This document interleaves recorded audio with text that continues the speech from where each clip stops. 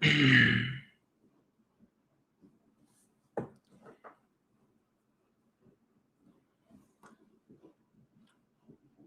very good afternoon, everyone. Deksha, Nikita, Meghna, Soumya, good afternoon. Nagalakshmi, good afternoon. जल्दी से connect हो जाइए सब लोग. Ishan, good afternoon. Ishan, first time आए हो क्लास में? Vaishnavi, good afternoon. Prerna, good afternoon. Dev, Vaibhav, Anakha, good afternoon. Bhaskar, good afternoon. Nikhil, good afternoon. Nikhil, how are you? Kashish, good afternoon. Manya, good afternoon.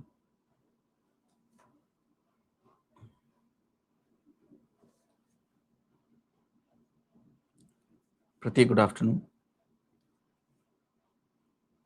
Good afternoon, good afternoon. Please connect हो जाइए, उसके बाद विल स्टार्ट. Good afternoon.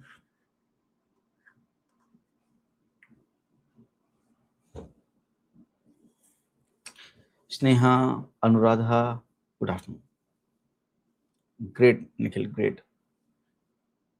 सब समझ में आ रहा है? कोई इशू तो नहीं है किसी को भी? किसी को कोई इशू कहीं पर भी अभी तक? Shilpi, good afternoon. Vishwanath, good afternoon. Neha, good afternoon.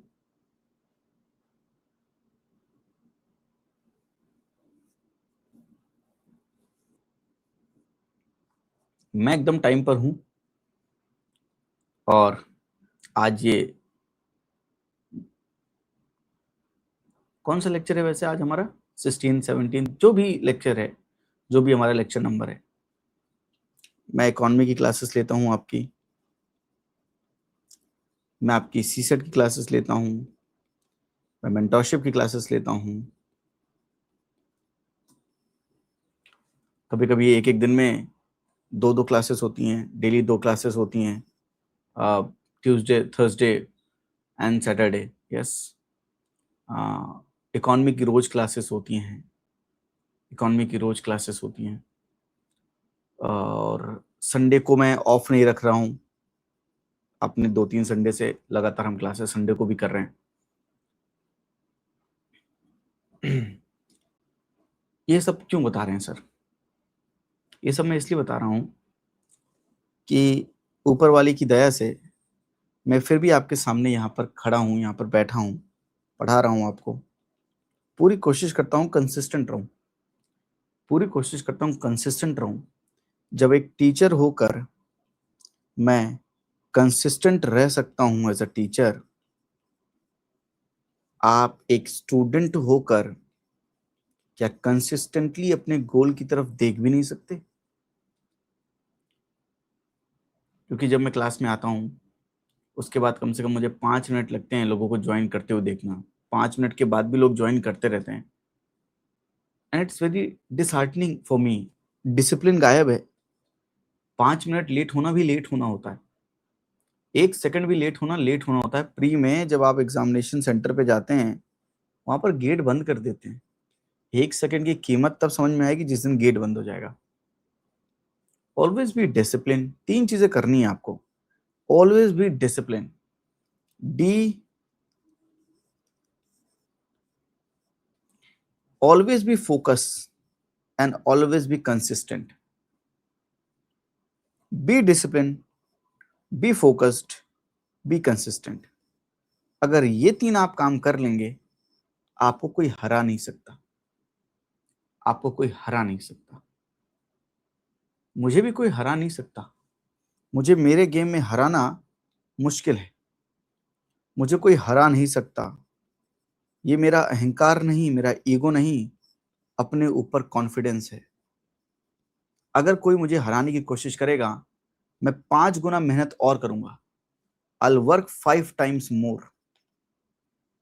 And एक दिन आएगा, मैं उसको दोबारा हरा दूंगा अपने कॉन्फिडेंस से. आपको भी जीवन में एटीट्यूड लेकर पैदा होना है. एटीट्यूड लाना ही पड़ेगा. बिना एटीट्यूड लाए बात नहीं बनेगी. इसको मैंने हटाया है अभी क्योंकि ये स्लो चल रहा था.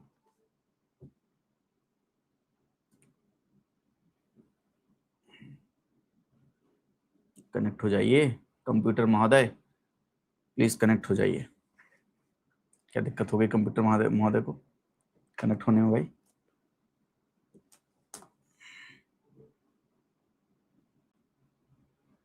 कनेक्ट हो जा।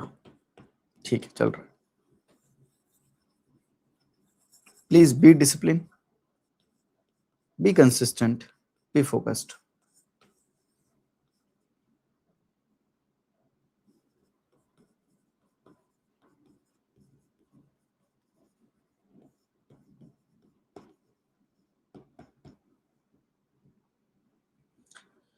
यस, चलिए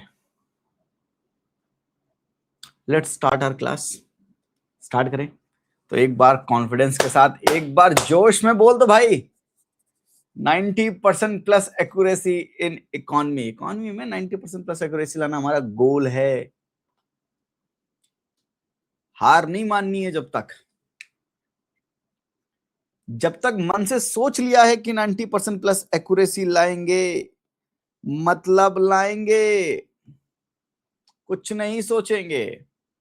मन के जीते जीत है, मन के हारे हार। जो हार गए हैं बिल लड़े, उन पर है धिक्कार, उन पर है धिक्कार। जो न देखें सपना, सपनों का अधिकार, असल अधिकार है अपना। अपनों के खातिर कुछ करना है आज हमें, अपनों के खातिर कुछ करना है आज हमें। ये एग्जाम क्लियर कर देना है आज हमें, इस बार हमें, इस बार हमें। तो जीतना ही है, कुछ भी हो जाए, हारने की सोचना भी मत। चलें स्टार्ट करें। Okay then, okay then. Theme number 2, money market we have completed yesterday. We have started the capital market, and capital market में हमने सब कुछ सीखते हुए यहाँ तक कि हमने इक्विटी शेयर्स भी सीखे. We have learned about the preference shares, we have learned about the debt market. We knew debt market in the initial phase of money market also. Yes, so we have understood all these things, and then we have understood the difference between equity and debt, and who will get the claim in time of liquidation, who will get the dividend first when we are distributing the dividend. So you have understood all of these things, and मैंने आपको एक PDF दी थी. I hope आपने उस PDF से निकाल के खुद लिखा हो.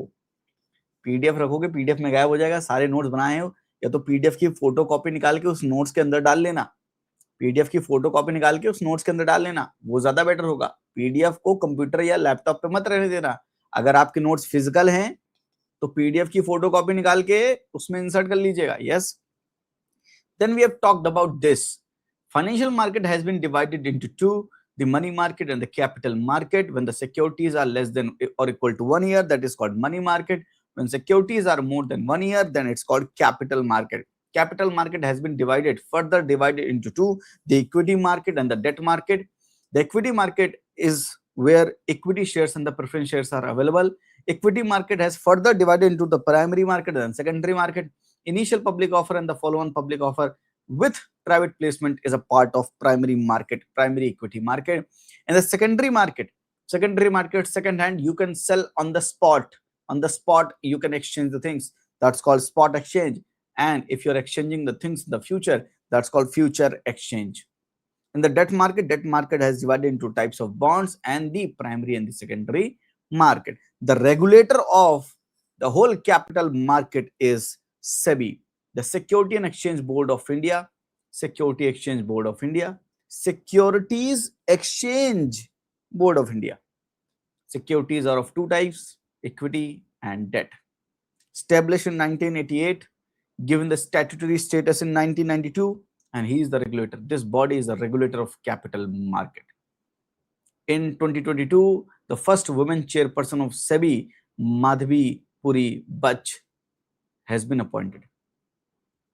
Selection was done by FSRASC, Financial Sector Regulatory Appointment Select Committee, that we have understood in when we are learning about the governor of RBI. If you are regulating the insurance market, your regulator is Insurance Regulatory Development Authority of India. If you are regulating the pension market, then Pension Fund Regulatory Development Authority of India. So SEBI is for securities, IRDI for insurance, PFRDA is for pension. If you are going into appeal from this institution, you have to go into the appeal called SAT, Securities Appellate Tribunal. That is called Securities Appellate Tribunal. Appellate Tribunal. Securities Appellate Tribunal. And then further you can go into appeal to the Supreme Court. So SEBI से SAT, SAT से Supreme Court. SEBI के कुछ portal हैं, score portal, Sarathi portal and smart portal. Score about the online portal for complaint. Sarthi is about investor awareness and Smart is about the investors education. Please write down all the information. It's a factual thing, may not be important, that much important for UPSC, but may work in some state public service commission examination.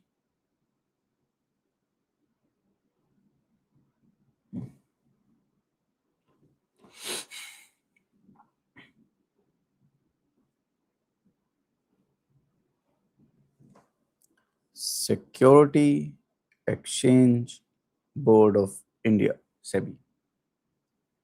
क्या लोगो बनाया इन्होंने.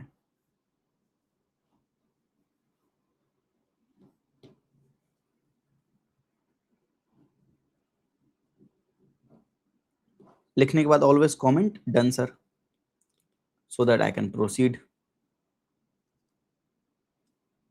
I will zoom a little about these things: Score, Sarthi and Smart.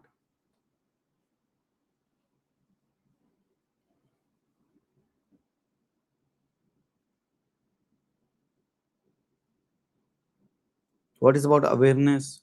स्वच्छ भारत का इरादा कर लिया हमने. That campaign is about the स्वच्छता. तो awareness campaign ऐसे इन्वेस्टर के लिए. Investing in securities is market risk. Read the all फलाना फलाना document. Nice Premal, haphazard elimination options. You've understood today in the Mindset Builder program. Acha, today the video that has been uploaded in the Mindset Builder program is types of option. Yes. नहीं नहीं, आज कोई full lecture English में नहीं, बहुत हो गया English, अब आते अपनी हिंदी पे, है ना, क्यों टेंशन ले रहे हो. चलिए, उसके बाद हमने किया था, हाँ, इस मार्केट के बारे में बात कर रहे थे. हमने डीमैट अकाउंट के बारे में बात की थी. How demat account is linked to saving account, how you can buy and sell shares, how you can do trading, and how you can convert your physical shares into electronic share with the code number. NSDL and CDSLs are the company for for that purpose, and how you code the number, international security identification number has been made for that thing. RBI do coding of government securities and treasury bills, and NSDL on the other hand do it for other securities. So we have done this, and then we have understood what is bull and what is bear, and how bull makes the money in the market and how bear makes the money in the market. This much we have understood. My English is not too good. Actually, my English is like a rice plate eating. Taj Mahal creates. Have you heard about that meme? Taj Mahal creates. Your mother, father manner this. Teacher coming, no notice. एक ये English वाला बड़ा popular होता था हमारे समय पर. I hope आपने ये देखा हो. चलिए, teacher enter, no notice. Stand where you are sitting.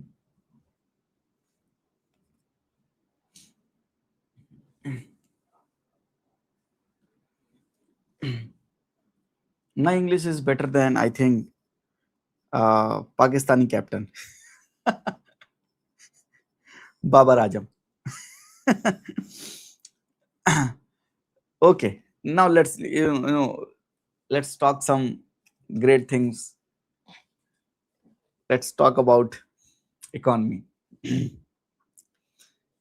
जिस मार्केट में कपड़ा मिलता है, the market where you get the clothes, that's called cloth market. The market where you get the toys, that is called toys market. The market where you get the equity, that's called equity market. The market where you get the debt securities bond, that is called debt market. Right sir? Right. अच्छा, ये market कहीं तो होने चाहिए. ये market कहीं तो होनी चाहिए भाई। आप जैसे ही आपका ये सिटी है, यहाँ पे let's say it's a railway track, it's a railway track, यहाँ पर रोड बनी हुई है, यहाँ पर घर बने हुए हैं, फिर आपने रेलवे ट्रैक क्रॉस करने के लिए पुल बना हुआ है, ये पुल क्रॉस करके आप जाते हैं, यहाँ पर एक मार्केट है, let's say this is the market. यहाँ पर आप एंटर करते हैं तो इस मार्केट के this side is equity and this side is date.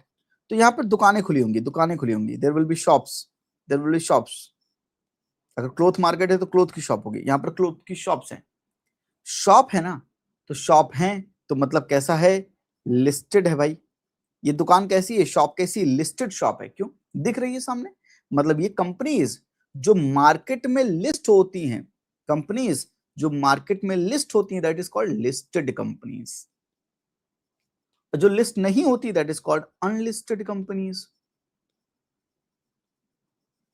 अच्छा एक बात बताओ, किसी एक मार्केट में खूब ढेर सारे लोग होंगे, there will be many companies, many shops, many companies. तो चाहे इक्विटी मार्केट हो, चाहे डेट मार्केट हो, there will be multiple companies, multiple companies. But then how would you know that whether our overall market is doing good or bad? How do you know that your overall market, not a particular company, how would you know that your overall market is doing good or bad? There should be some criteria for that. Okay, sir. So first, let's understand the two market where you will get the equity and debt. That is called Bombay Stock Exchange. So Bombay Stock Exchange is a place where you can exchange your equity and debt. मतलब Bombay Stock Exchange is a marketplace for equity and debt. For example, अगर ये market किसकी थी, ये market किसकी थी, अगर cloth की है तो क्लोथ मार्केट है। तो लेट्स से लड़कियों के कपड़े की मार्केट है दिल्ली में सरोजनी मार्केट, तो सरोजनी इज अ प्लेस ना, तो आप कहते हैं सरोजनी ले चलो, ये थोड़ी कहते हो चलो कपड़े की मार्केट में लेके चलो। अरे कपड़े की मार्केट तो बहुत ढेर सारी होंगी, कोई पर्टिकुलर मार्केट है क्या, सरोजनी की मार्केट। तो ऐसे ही बॉम्बे स्टॉक एक्सचेंज एक मार्केट प्लेस है जहां पर सभी company, all companies, all listed companies, बल्कि ऑल लिस्टेड कंपनीज, यहां पर उनके शेयर्स अवेलेबल होंगे, यहां पर उनके बॉन्ड्स अवेलेबल होंगे, you can purchase and sell. जैसे बॉम्बे स्टॉक एक्सचेंज एक प्लेस है, ऐसी दूसरी प्लेस हो सकती है, क्या हो सकती है, नेशनल स्टॉक एक्सचेंज। तो अगर आपको इंडिया में, बाकी कंट्रीज में भी होगा, फॉर एग्जांपल न्यूयॉर्क में क्या है, अमेरिका में क्या है, न्यूयॉर्क स्टॉक एक्सचेंज। तो भाई हर एक कंट्री का अपना अपना मार्केट है, हर एक कंट्री का अपना अपना मार्केट है, every country has its own stock market. So India has two stock market, India has two, one is BSE and other is NSE. We have two markets, Bombay Stock Exchange and the National Stock Exchange. But how would I know that the overall stock exchange is doing good or bad? How would I know? I have to check all companies shares prices.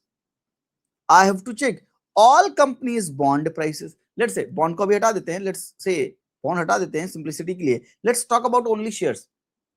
So we need to take care of, we need to observe all the companies, all listed companies share prices, so to understand whether the overall market is doing good or bad.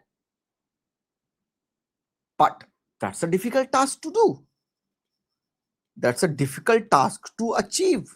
Why, sir? So there are many listed companies.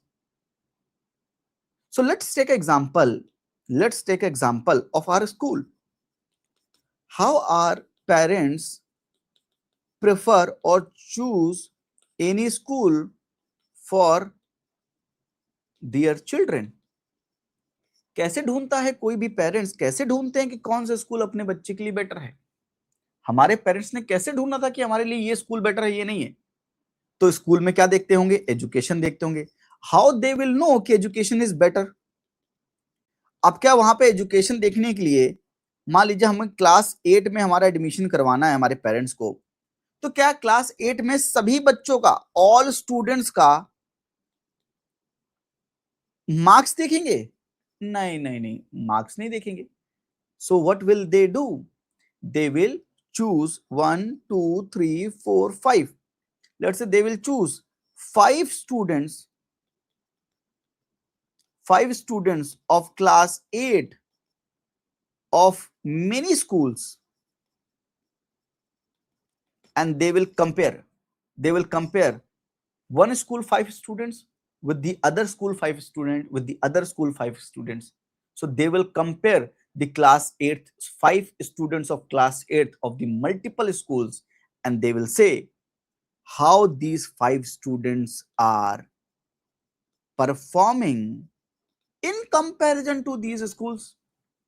So the school which is performing good, so parents will do admission there. Understood? पक्का? तो अगर ये 5 student की performance जिस school में अच्छी होगी, जिस स्कूल के 5 बच्चों की परफॉर्मेंस अच्छी होगी, हमारे पेरेंट्स उस स्कूल में अपना दाखिला करवाएंगे। तो मान लीजिए इंडिया की मार्केट है बीएससी एनएससी, चाइना की मार्केट है, यूएसए की मार्केट है, ऐसी डिफरेंट कंट्रीज हैं, मल्टीपल कंट्रीज हैं। I want to invest my money, how would I know कि which country is performing good, which country is performing good, which country's stock exchange is performing good? So India, China, USA, मैं सबकी market में जाके सभी companies को नहीं देख सकता। तो व्हाट आई विल डू कि हर एक मार्केट में लेट्स से ये बॉम्बे स्टॉक एक्सचेंज है, इस मार्केट में मल्टीपल कंपनीज है। I'll take out 1 2 3 4 5 6 7, I'll take out 30 companies. I will take out 30 companies and I'll put together and make a index. Let's say that index is called Sensex. तो I'll make a index of 30 companies.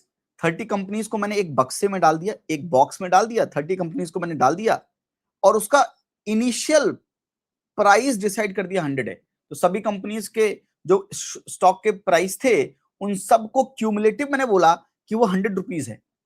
अब मैं उनको देखूंगा कि अगले साल कितना हुआ, नेक्स्ट ईयर कितना हुआ, तो 100 से 104 हुआ, 104 से 107 हुआ। सो आई विल कंपेयर कि भाई ईयर ऑन ईयर कैसा हमारा ये 30 कंपनीज परफॉर्म कर रही है। So these 30 companies are the best performing companies जो मैं पिक करूंगा, and then I'll compare with the other countries stock exchange. अगर मेरी कंपनीज अच्छा परफॉर्म कर रही है मतलब India is performing much better than other countries, so investor should invest in India. So why I am doing that? मैं ऐसा कर क्यों रहा हूं? क्योंकि मेरी कंट्री में मार्केट का, मेरी कंट्रीज कैसा परफॉर्म कर रही है वो परफॉर्मेंस दिखाने के लिए मैं सभी कंपनीज को नहीं दिखा सकता। तो मैंने कुछ कंपनीज को सेलेक्ट किया, एक मार्केट से कुछ कंपनीज को सेलेक्ट किया, उनको एक बक्से में डाल दिया, एक बॉक्स में डाल दिया, उनकी वैल्यू असाइन कर दी 100 एंड मैं ईयर ऑन ईयर उसका इंक्रीज देख रहा हूं और मैं ये अंडरस्टैंड कर पा रहा हूं कि how India is performing विज़ other countries. Understood? तो क्या मैं ऐसी एनएससी के लिए कर सकता हूं, नेशनल स्टॉक एक्सचेंज के लिए ऐसे कर सकता हूं। So that's why for Bombay stock exchange we have Sensex, and for National Stock Exchange we have Nifty. Nifty is the index of 50 companies and Sensex is an index of 30 companies. इसलिए हम इसको कभी-कभी बोलते हैं निफ्टी 50। निफ्टी 50 याद रहेगा तो Sensex 30 अपने आप याद रहेगा। लिखिए एक बार इसको लिखिए। I hope you have understood जो मैं आपको बात कन्वे करना चाह रहा था, ये इंडेक्स बनाते क्यों हैं। मैं चाहता तो नॉर्मली सीधे लिखवा देता, पर मैंने इतनी कहानी क्यों बताई? To realize, to make you feel, to make you understand कि what is actually the index are, क्यों बनाए जाते हैं इंडेक्स, ये समझाने के लिए मैंने पूरी जान लगाई अपनी, वो भी इंग्लिश में। तो देखिए Sensex is a national index of 30 most liquid मतलब बढ़िया कंपनी, ब्लू चिप मतलब very strong fundamentals, high profile stocks listed and traded on Bombay stock exchange. तो बीएससी का क्या है? सेंसेक्स है, which determines the mood and the behavior of sensitivity of the stock market. Stock market की sensitivity को show करेगा। As it covers 22 sectors of the Indian economy, base year is 1979 and Sensex is managed by Standards and Poor. And this is about the Nifty. Nifty is a 50 most liquid blue chip high profile stocks listed on trade and on the National Stock Exchange, which determines the mood and behavior of the stock market as it covers 22 sectors of the Indian economy. Sir कोई tips दे दो कौन से share खरीदने हैं? I am the last person which can advise you on this. I am the last person who can advice, पक्का।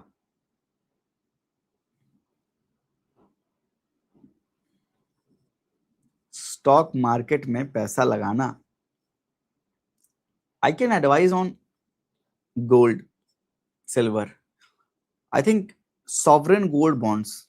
आगे हम पढ़ेंगे बॉन्ड्स के बारे में। सॉवरेन गोल्ड बॉन्ड्स, अगर आप 2015 में आए थे, ये 2018-20 में भी आप लेते, आज आपकी चांदी होती, आज आपकी चांदी होती।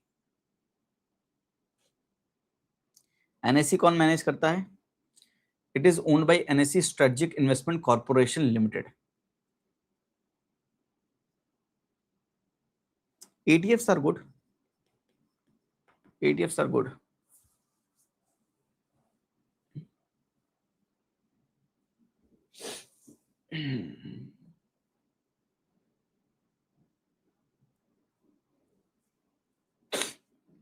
ये समझ में आया सबको? Have you understood this?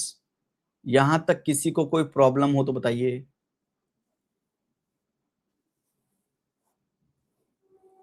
Swiggy वाला मीम मैंने नहीं देखा अक्षय, माफ करना, इतना मीम मैं देख नहीं पाता। मीम मेमे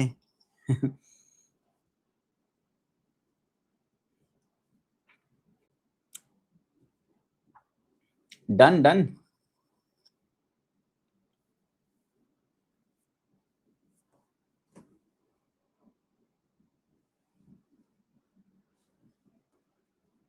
हाँ, अपनी कंपनी का आईपीओ लाएंगे, बहुत जल्दी लाएंगे। एक बार ग्रोथ तो मिले। अपनी कंपनी का भी आईपीओ लाने का बहुत मन है मेरा, सही टाइम पे लाएंगे।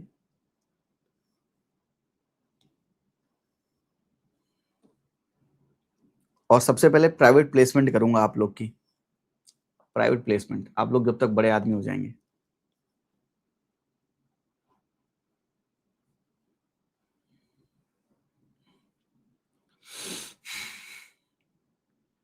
हाँ हाँ, मैं रुका हुआ हूँ, आप लिख लो, आप लिख लो, मैं रुका हूँ।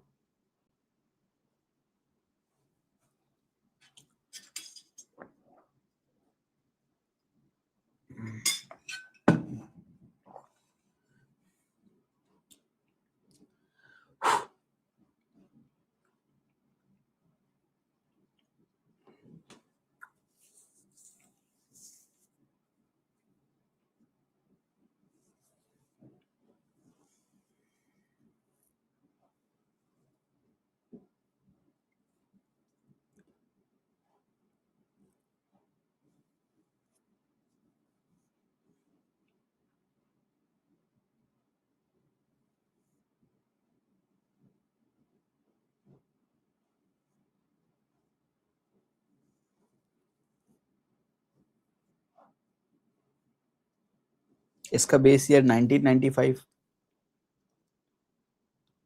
इसका 1979।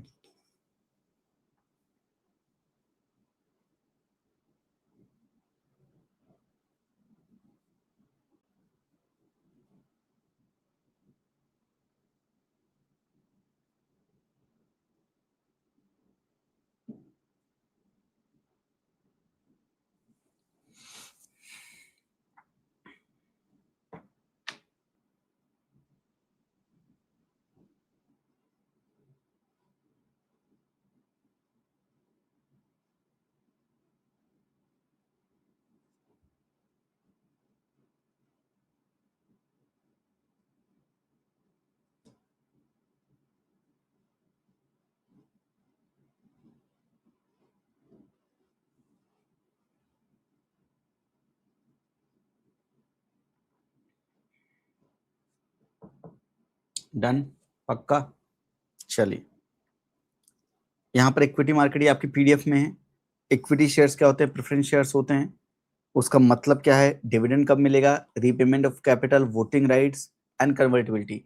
इक्विटी शेयर्स को आप किस में कन्वर्ट करेंगे? किसी में नहीं, पर प्रेफरेंस शेयर्स को आप इक्विटी में कन्वर्ट कर सकते हो। आप डेट को प्रेफरेंस शेयर्स में या इक्विटी शेयर्स में कन्वर्ट कर सकते हो, करेक्ट। तो यहाँ पर आपके बारे में सब कुछ लिखा हुआ, ठीक है। फिर नीचे लिखा हुआ है न्यू शेयर्स कहाँ होते हैं? New shares, new issues are made in the primary market, while outstanding shares are traded in the secondary market, जो पहले से होते हैं। If the company wishes to raise a capital by issuing securities, it goes to the primary market and raise long-term funds by issuing financial securities. Primary market is a way facilitate formation of capital. SEBI कब establish हुआ था? किस act से establish हुआ था? Statutory power दी गई थी बाद में वो। बुल एंड बियर क्या होते हैं? ये भी हमने पढ़ लिया। साथ में रोलिंग सेटलमेंट क्या होता है? रोलिंग सेटलमेंट होता है कि आज आपने शेयर्स परचेज किए और मैंने पैसा पे किया, तो ये ट्रांजैक्शन जो हुआ ये कब सेटल हो जाएगा? मतलब किस दिन मेरे अकाउंट में शेयर्स वाकई में आ जाएंगे और आपके बैंक अकाउंट में पैसे पहुंच जाएंगे।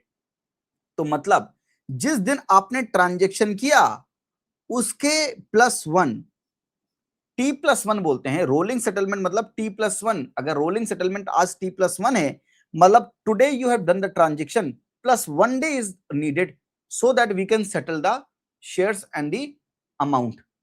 तो शेयर्स एंड अमाउंट्स को सेटल करने के लिए ब्लू चिप का मतलब होता है Anushka high profile, blue chip very strong fundamental company, very strong fundamental company. Shares आपके अकाउंट डीमैट में अकाउंट में आ जाए और आपके अकाउंट से पैसे कट जाएं, ये पूरा सेटलमेंट कितना टाइम लेके होता है? जिस दिन आपने ट्रांजैक्शन किया +1 डे। फॉर एग्जांपल आज आप मुझसे ये माउस खरीदो, अमेजन में डिलीवरी देखते हो ना, आपने कोई सामान मंगाया तो सामान पहुंचने में टाइम लगता है आपके पास। लेट्स से ये पहुंचने में आपको पास 1 दिन का समय और लगेगा, जिस दिन आपने किया उसके बाद 1 दिन का समय और लगेगा। तो ये जब आपके पास पहुंचेगा तभी तो पूरा सेटलमेंट हो पाएगा। वैसे ही शेयर्स के आपके डीमैट अकाउंट पे आ जाएंगे, क्रेडिट हो जाएंगे और आपके बैंक अकाउंट से पैसा डेबिट हो जाएगा, तब सेटलमेंट होता है। उसको हम बोलते हैं रोलिंग सेटलमेंट।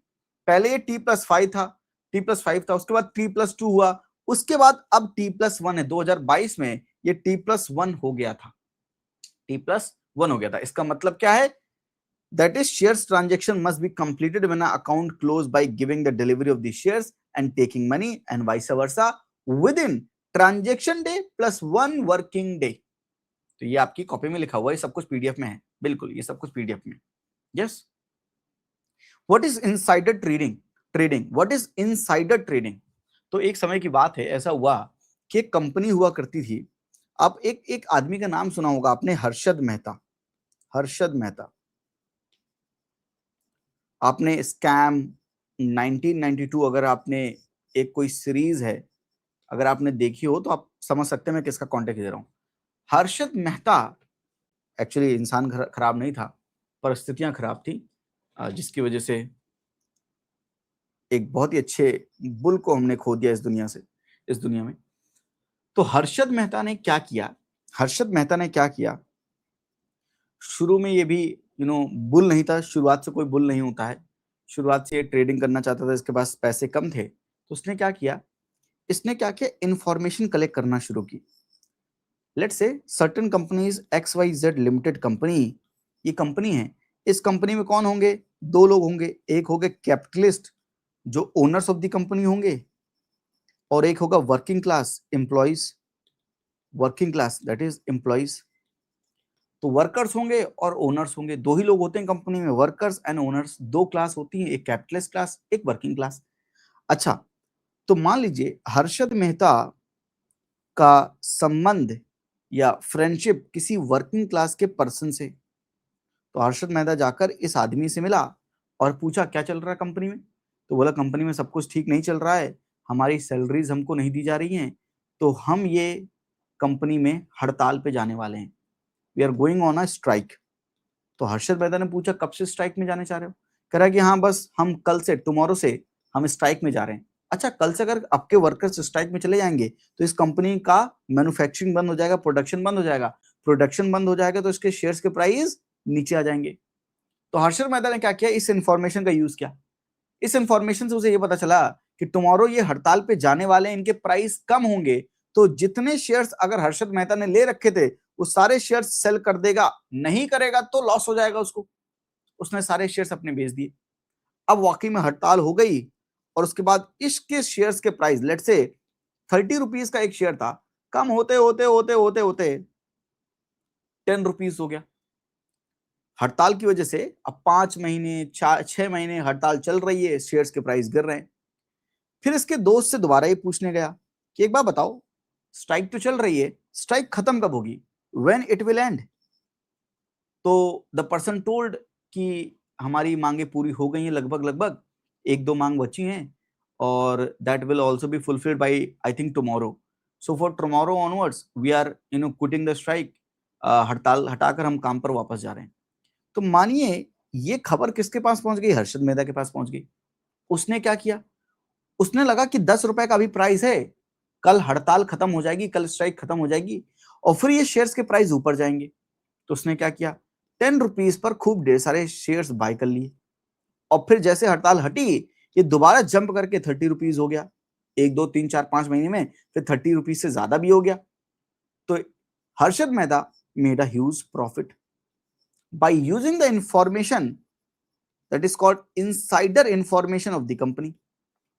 तो इनसाइडर इंफॉर्मेशन को यूज करके, इनसाइडर इंफॉर्मेशन को यूज करके आपने क्या किया, आपने इनसाइडर इंफॉर्मेशन का यूज करके शेयर मार्केट में आपने प्रॉफिट बनाया, एंड विच इज इलीगल। ये इलीगल है, आप इनसाइडर ट्रेडिंग नहीं कर सकते।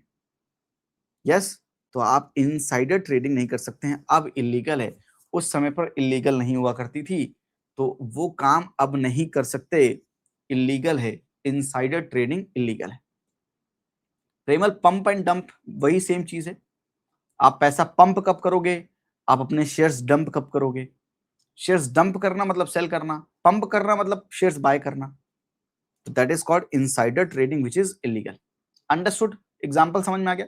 फिर होती है एक एल्गो ट्रेडिंग। एल्गो ट्रेडिंग मतलब आप कंप्यूटर में एल्गोरिदम बना दो, कंप्यूटर में आप कोडिंग कर दो, कोडिंग करने के बाद आपको कब बाय करना है कब सेल करना है, तो कंप्यूटर अपने आप बाय करता रहेगा, सेल करता रहेगा। तो कंप्यूटर अपनी कंप्यूटिंग स्पीड से करेगा तो आपको ज्यादा प्रॉफिट बना के देगा। तो एल्गोरिदम का यूज करके कुछ लोग ट्रेडिंग करते हैं, buying and selling of the shares. Trading मतलब buying and selling of the shares. Algorithm का कंप्यूटर में कोडिंग करके ये काम करते हैं, उसको एल्गो ट्रेडिंग करते हैं, वो बैंड नहीं है। तो algo trading is not banned, algo trading is not banned. Yes, one is colocation. What is colocation? मान लीजिए Bombay stock exchange, Bombay stock exchange जो ये मार्केट है, इसके बगल में आपने एक रेंट का रूम ले लिया है। यस, यहां पर आप अपना लैपटॉप खोल के बैठे हैं और यहां से ट्रेडिंग करते हैं। और एक आदमी महाराष्ट्र में नहीं है, अरुणाचल प्रदेश में है, वो यहां पर अपना लैपटॉप खोल के बैठा है और ट्रेडिंग कर रहा है। तो भाई अगर आप समझे इस बात को, तो जब शेयर मार्केट में प्राइस में चेंज होगा तो पहले इंफॉर्मेशन इसके पास पहुंचेगी, लेट इंफॉर्मेशन इसके पास पहुंचेगी, फ्रैक्शन ऑफ सेकंड्स का गैप होगा, फ्रैक्शन ऑफ सेकंड्स का गैप होगा। वो जो गैप होता है वो शेयर मार्केट के लिए बहुत है, शेयर मार्केट में प्रॉफिट बनाने के लिए बहुत है। इसको तुरंत इंफॉर्मेशन मिलेगी बिकॉज ये एकदम एज पर बैठा है, एकदम एज पर बैठा है, जिसे हम एज इफेक्ट भी कहते हैं कभी कभी, अगर आपको पता हो एज कंप्यूटिंग भी बोलते हैं। यस, तो क्योंकि ये इंफॉर्मेशन, ये अपना लैपटॉप लेकर एकदम प्रॉक्सिमिटी में बैठा है, लोकेशन इसकी एकदम को लोकेशन साथ में चिपक के बैठा है, तो यहां पर इंफॉर्मेशन पहले पहुंचेगी, अरुणाचल प्रदेश वाले के पास देर में पहुंचेगी। तो there will be a gap in the information communication, जिसकी वजह से आप प्रॉफिट बना सकते हैं। That's called colocation, that's called colocation. तो जितना पास आपके सर्वर होंगे, जितना पास आप बैठे होंगे, उतना जल्दी आपको इंफॉर्मेशन मिलेगी। यस, अंडरस्टूड, पक्का। तो insider trading very in a simple language, कोई मैंने कॉम्प्लिकेट नहीं किया। एल्गो ट्रेडिंग, एल्गोरिदम का यूज करके कोलोकेशन। अंडरस्टूड, बस इतना ही समझना था, इसमें ज्यादा समझना है नहीं, सवाल इससे आएंगे नहीं, बस आपकी क्यूरियोसिटी के लिए मैंने समझा दिया है कि भाई ये क्या होता है। क्योंकि अगर आप न्यूज में कभी देखे वेखें तो कम से कम आपको पता होना चाहिए कि ये क्या होता है। मेन मुद्दा जो समझाने का है वो ये है, मेन मुद्दा समझाने का ये है, एडीआर एंड जीडीआर। हेडिंग डालिए, American depository receipt and global depository receipt.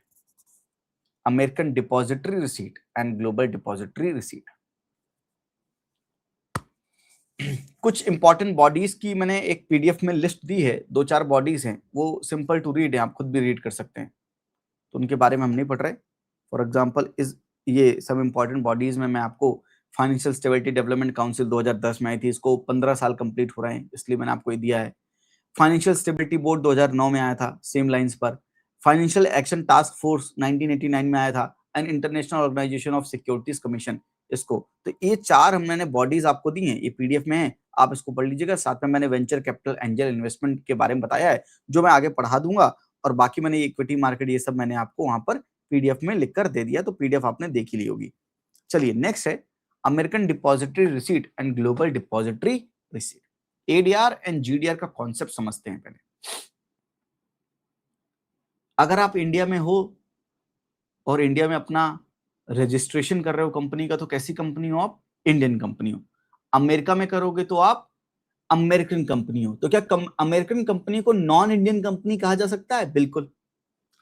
Can American company called as non Indian company? चलेगा ना।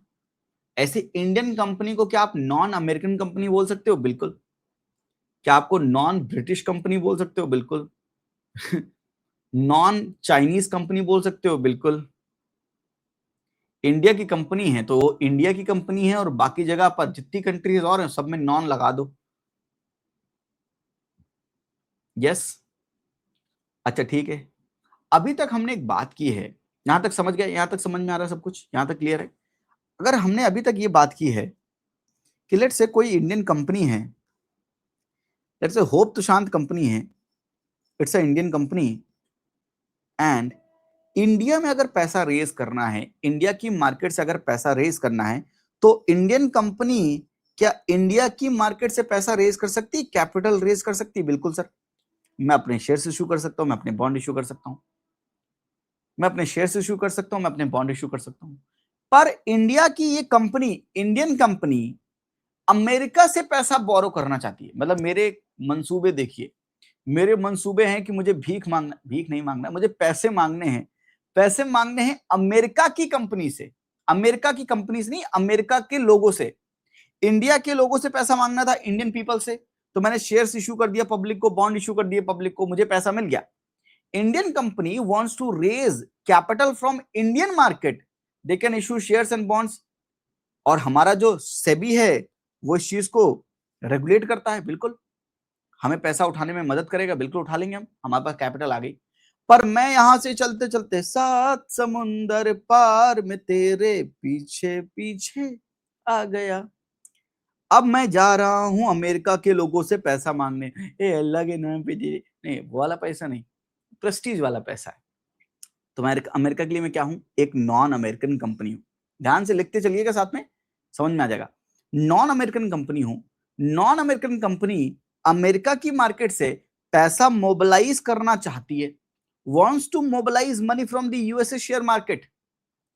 लेकिन क्योंकि मैं नॉन अमेरिकन कंपनी हूं, इंडियन कंपनी नहीं हूं, so but does not want to go through the lengthy and complex process of registration with the American share market regulator.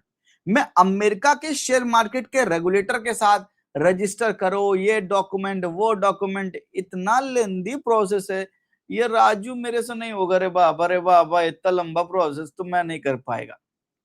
तो non American company अगर अमेरिका की मार्केट से पैसा बोरो करना चाहती है, तो वो अमेरिकन के शेयर मार्केट रेगुलेटर से उसको क्या करना पड़ेगा? रजिस्टर करना पड़ेगा। But that is very hectic task to do, so ये मैं काम नहीं करना चाहता हूं। तो फिर कैसे करें? कुछ नहीं करना है, एक नॉन अमेरिकन कंपनी को अमेरिकन बैंक के पास जाना है, अमेरिकन बैंक के पास जाना है, और अमेरिकन बैंक से कहना है, ये लो मेरे शेयर्स के पेपर, और तुम अपने पास ये शेयर्स के पेपर रखो, और इसके बिहाफ पर मुझे एक दूसरा पेपर दो, इसके बिहाफ पर मुझे दूसरा पेपर दो। मेरे शेयर्स, अमेरिकन बैंक से बोल रहा हूं, मेरे शेयर्स तुम रखो, और उसके बिहाफ पर मुझे एक पेपर दो जिसका नाम है अमेरिकन डिपॉजिटरी रिसीट।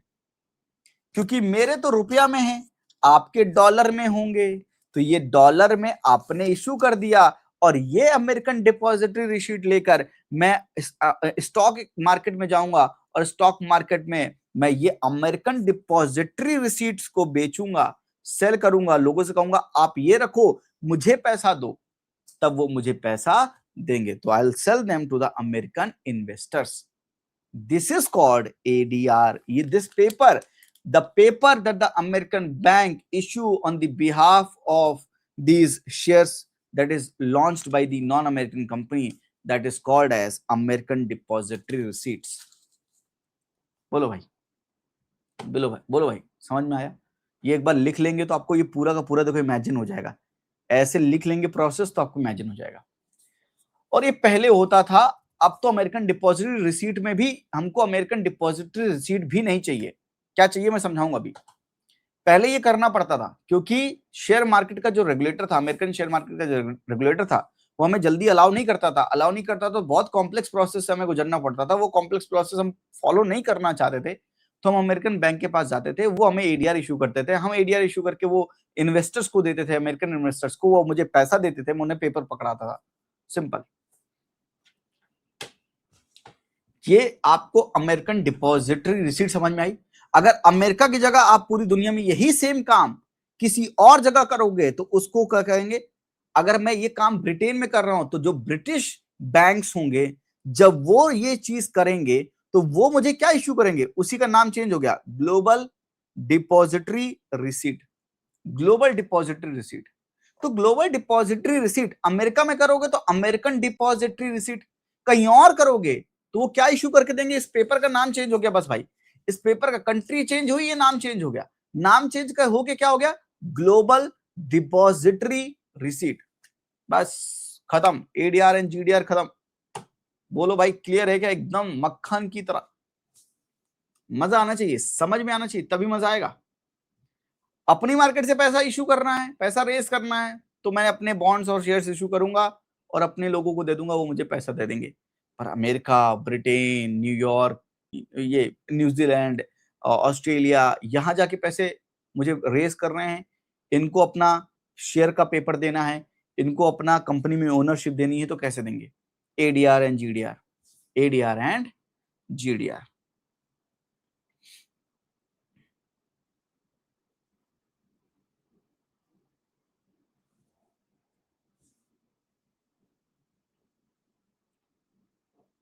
लिख लें तो डन बोल देना भाई, सर डन सर हमने लिख लिया।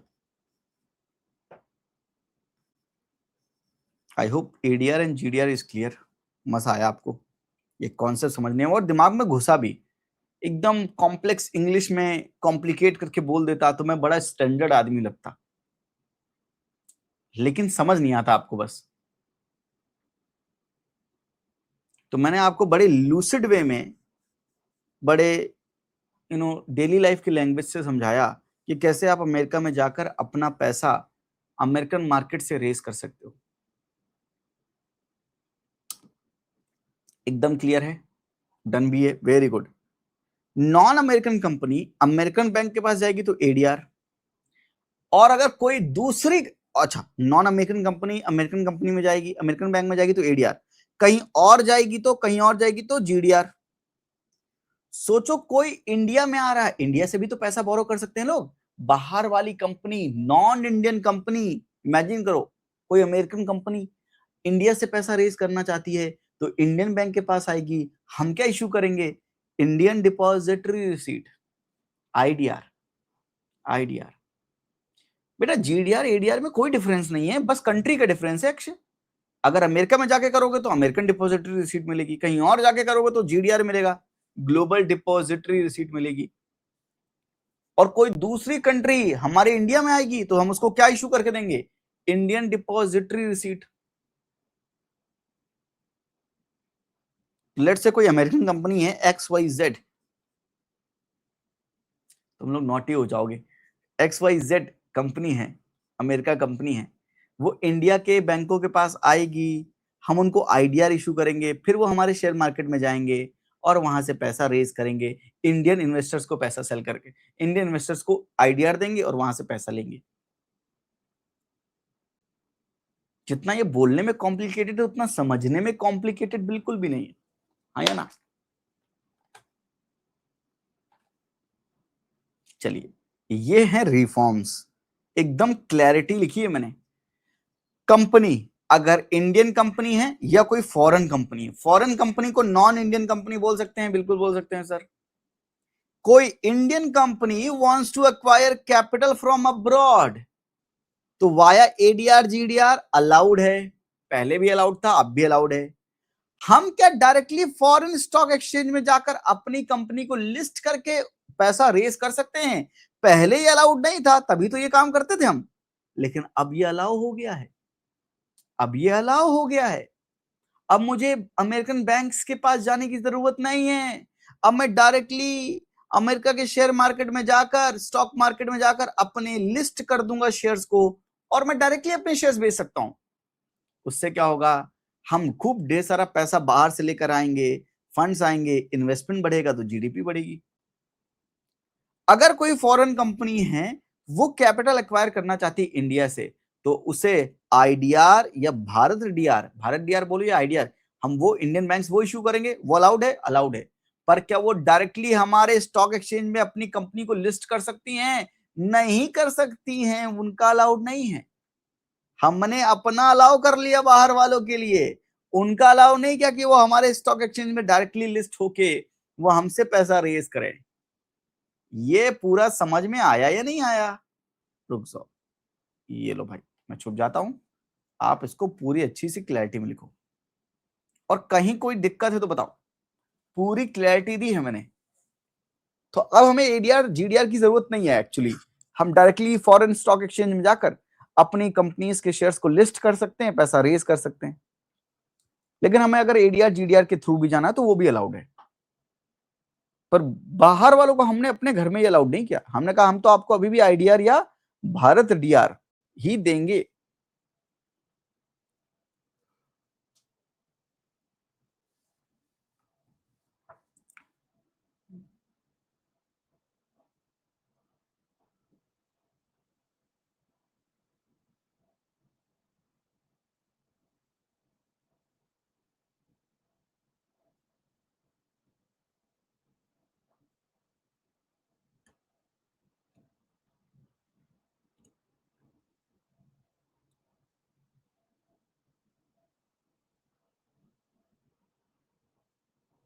Sir, is it only possible when other countries allowed us? Yes, yes, Vaibhav, of course. That is the only way.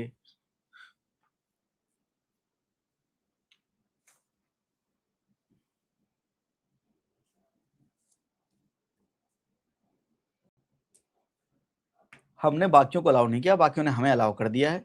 हमारी कंट्री ने भी अलाउ कर दिया है कि yes you can do that, so we are doing it.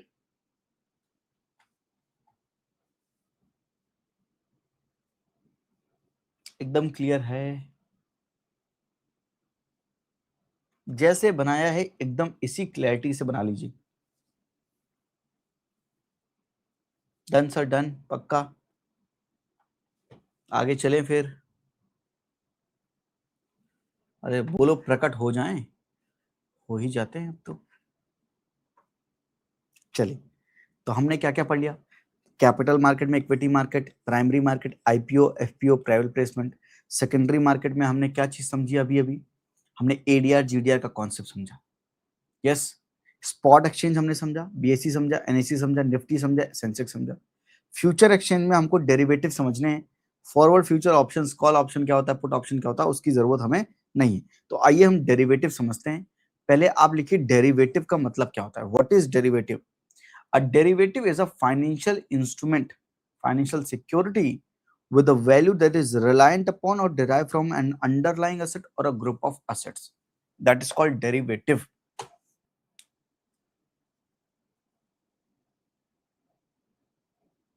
हाँ, यह सब है। जब इंटर कंट्री होगा तब आईडीआर जीडीआर आईडीआर ये सब कॉन्सेप्ट है। ADR, yes correct. यार खुद के घर से पापा से पैसे मांगने हैं तो पापा पैसे दे दो, अब दूसरे के पापा से पैसे मांगने हैं समझ रहे हो ना?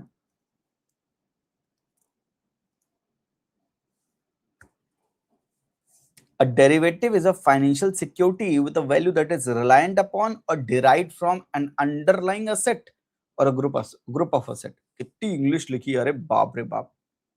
स्टॉक, बॉन्ड्स, कमोडिटीज, आइए समझते हैं है क्या. Yes yes yes Abhilasha. NSC and BSC they both are performing same function. Cloth की मार्केट है, स्टॉक की मार्केट है. स्टॉक एक्सचेंज करते हैं तो स्टॉक एक्सचेंज कहते हैं उसे.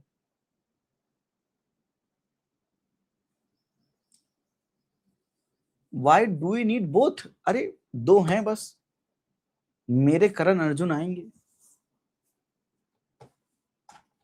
किसी कंट्री के पास एक ही है, हमारे पास दो दो हैं. हमारे दो अनमोल रत्न. यस.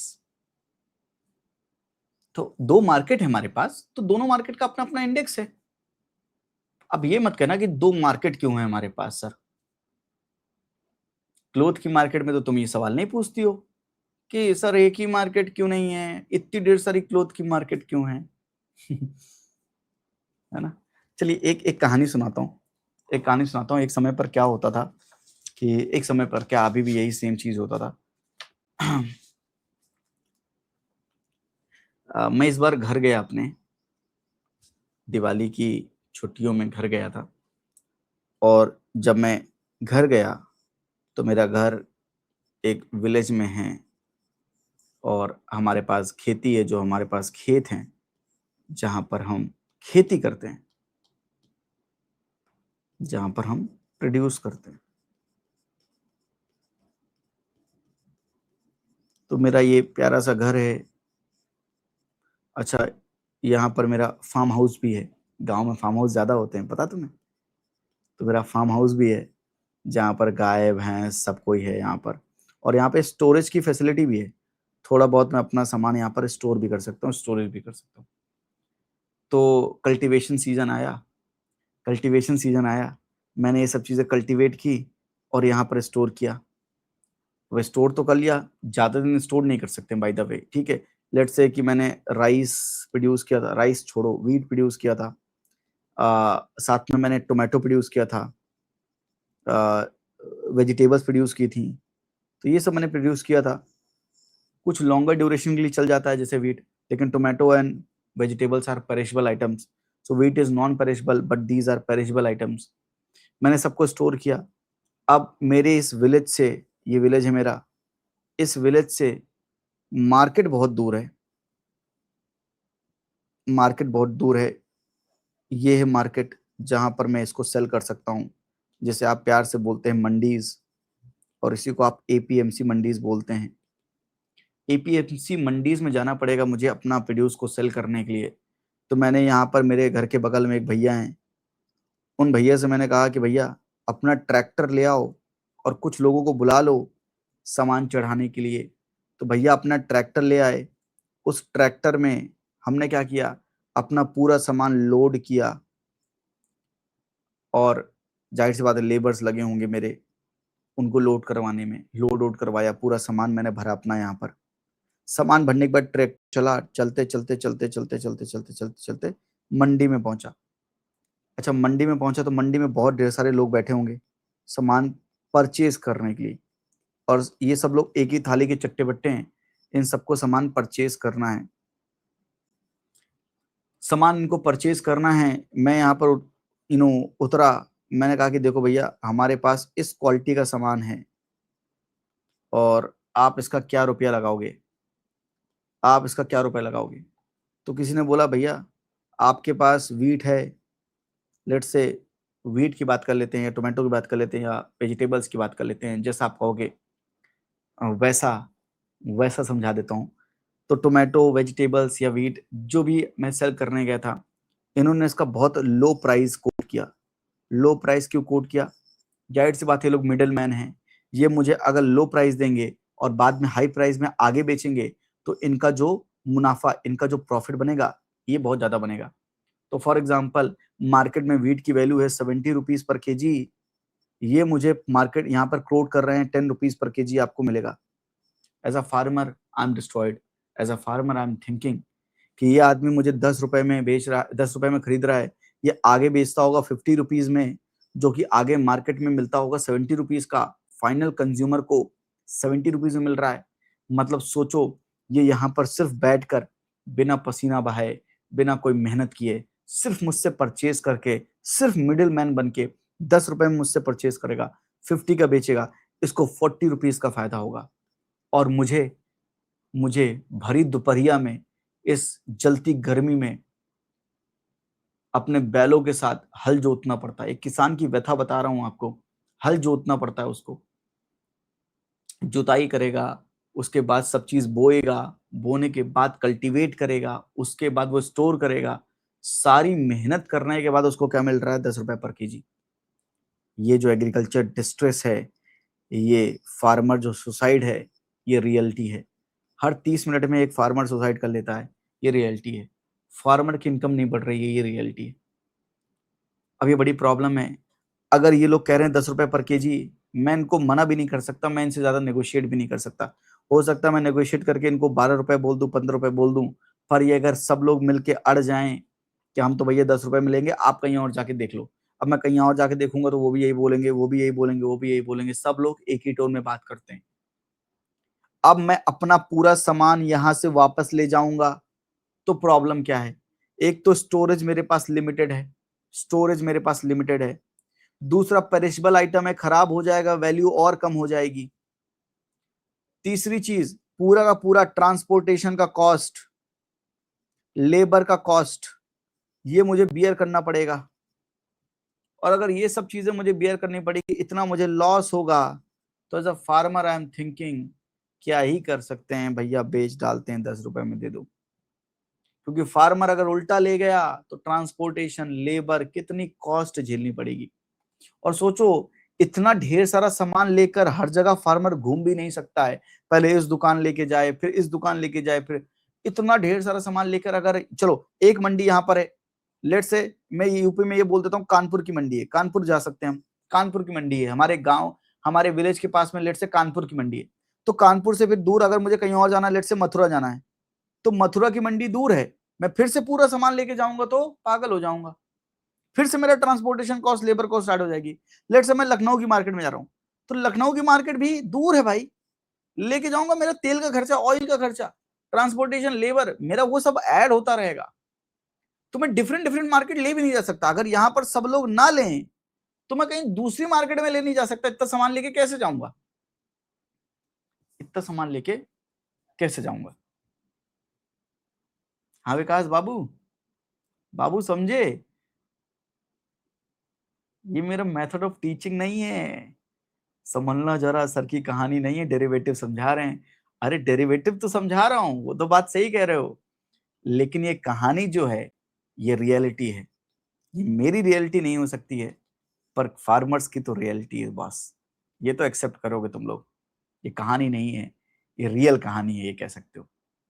ये मैन्युफैक्चर्ड नहीं है, ये रियलिटी है फार्मर्स की। तो फिर क्या कहा गया, इस प्रॉब्लम का समाधान क्या किया गया?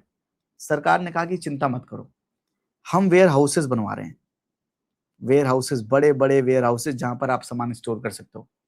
फार्मर को बोला कि तुम आओ, अपना सामान यहां पर तुम हमको दे दो। हमने उनको दे दिया। कह रहे कि फिर हम आपको एक पेपर देंगे, पेपर देंगे। मैंने कहा जी सर, पेपर दिया। मैंने कहा पेपर में क्या लिखा होगा? लिखा होगा कि me, this person has this much, this quantity of wheat, tomato and vegetables, this quality of wheat, tomato and vegetables, quality भी लिखी होगी, ठीक है? यस, तो क्वांटिटी भी लिखी है, क्वालिटी भी लिखी है, और यहां पर इन्होंने इस डेट को सबमिट करवाया था। इस वेयर हाउस में सामान रखा हुआ है इनका। अब ये पेपर है मेरे पास, अब ये पेपर है मेरे पास, ये वेयर हाउस से मुझे पेपर मिला है, इसको मैं बोलता हूं वेयर हाउस नेगोशिएबल रिसीट। क्यों बोलता हूं? रुक जाओ। वेयर हाउस से मिला, वेयर हाउस में मैंने अपना सामान जमा करवाया, मुझे ये पेपर दिया गया, इसमें लिखा गया कि हाँ ये प्रूफ है। पेपर, पेपर क्या है? प्रूफ है। ये प्रूफ है कि मेरे पास इस क्वालिटी का, इस क्वांटिटी में, इस डेट पर रखा गया हुआ सामान है। कहां पर? वेयर हाउस में रखा हुआ है। तो इसको, ये पेपर की वैल्यू, खुद की कोई वैल्यू नहीं है, इस पेपर की वैल्यू कहां से डिराइव हो रही है? जो सामान पीछे रखा है, जो सामान पीछे बैकहैंड पे रखा है, इस पेपर की वैल्यू कहां से डिराइव हो रही है? इनसे डिराइव हो रही है। इसलिए this paper is called derivatives. This paper is called derivatives because derivative it's deriving its value. वैसे इसकी कुछ वैल्यू नहीं है खुद की, पर it's deriving its value from the underlying asset. Underlying asset is what? हमारी जो बोरियां हैं वीट्स की, जो टोमेटो, जो वेजिटेबल्स की हमने बोरियां रख रखी, यहां पर स्टोर कर रखा, that is my underlying asset from which this paper is deriving its value. From which this paper is deriving its value. Yes yes, पक्का। Have you understood derivative? Why this derivative? इस derivative का नाम है, क्या नाम है? इस particular derivative का नाम है, जो मैं अभी केस समझा रहा हूं, उस पर्टिकुलर डेरिवेटिव का नाम है, नाम है वेयर हाउस, क्योंकि वेयर हाउस में सामान रखा है। Negotiable receipt. नेगोशिएबल रिसीट क्यों? मैं अपना पूरा सामान लेके कहीं नहीं घूमूंगा, मैं ये पेपर अपनी जेब में रखकर इस मंडी में जाऊंगा और मंडी वालों को दिखाऊंगा, भैया ये समझ में आ रहा है, ये ठीक लग रहा है, नहीं तो मेरा सामान रखा हुआ है, मेरा सामान सेफली रखा हुआ है। अब मेरे ऊपर प्रेशर नहीं है कि मुझे तुरंत बेचना है, मेरे ऊपर प्रेशर नहीं है मुझे तुरंत बेचना है। आपने मुझे सही भाव नहीं दिया, मैं आपको भाव नहीं दूंगा। मैं हो सकता किसी और मार्केट में चला जाऊं बेचने, लेकिन यहां पर जब तक मैं ट्राई करूंगा, जब तक मेरे हिसाब से मेरा प्राइस ना मिल जाए मुझे, मैं नेगोशिएट करूंगा इन सब से, क्योंकि मेरे पास नेगोशिएटिंग की पावर बढ़ गई है, क्योंकि मेरे ऊपर प्रेशर नहीं है। नेगोशिएबल, और ये पेपर है, रिसीट है, पर्ची है, तो receipt, this is a derivative, this is a type of derivative that is called warehouse negotiable receipts. And warehouse, माफ कीजिएगा, warehouse negotiable receipts. Warehouse negotiable receipts.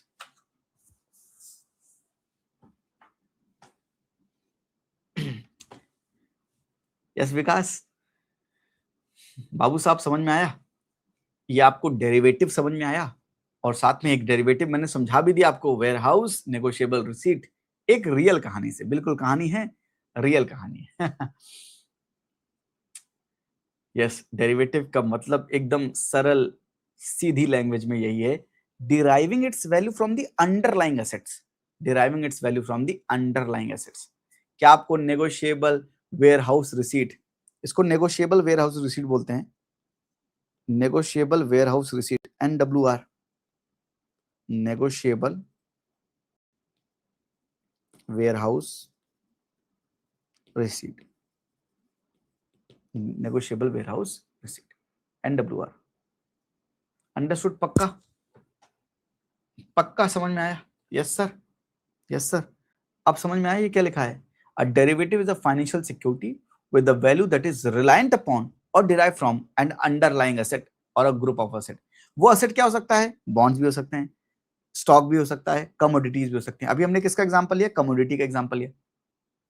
क्या एक बक्से में भरकर मैं सारे अपने शेयर्स रख दूं और उसकी जगह पर एक पेपर ले लूं जहां पर लिखा हो कि भाई मैंने इस कंपनी का शेयर लिया है? भाई मेरे पास इतने ढेर सारे शेयर है, आपके पास कितनी ढेर सारी किताबें हैं, सोचो सारी ढेर सारी किताबें लेकर किसी मार्केट में बेचने जाना पड़े तो दिक्कत है। तो अगर आप एक पेपर में लिख लो कि हाँ मेरे पास M लक्ष्मीकांत मुझे बेचनी है, मुझे ये किताब बेचनी है, ये किताब बेचनी है, ये किताब बेचनी है, और आप जाकर भाई दिखा दो किसको? शॉपकीपर को, कि मेरे पास इतनी 25 किताबें हैं, एक ही पेपर में लिखा होगा 25 किताबें हैं, ये किताबें मेरे पास हैं, कितने में दोगे? जब वो प्राइस डिसाइड हो जाए तब आकर पूरा सामान उठा के दे देना। अब पूरा सामान उठा के लेके बेचने जाओगे तो दिक्कत होगी।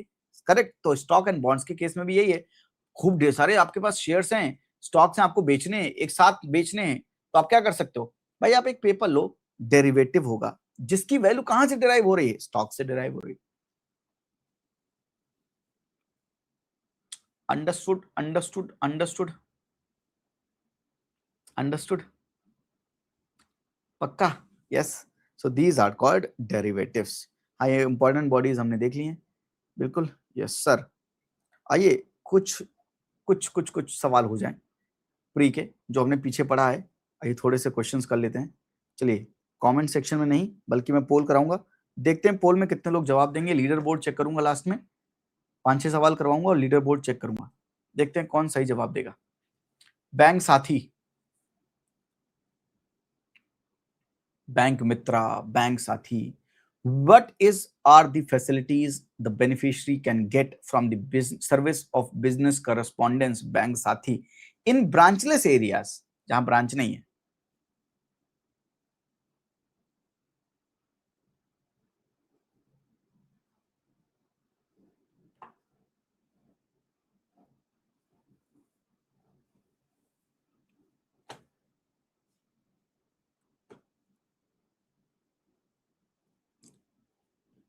हाँ, आपकी हॉलीडेज इकोनॉमी की क्लास नहीं होगी. 11, 12, 13, 14 ये 4 दिन there is no economy classes.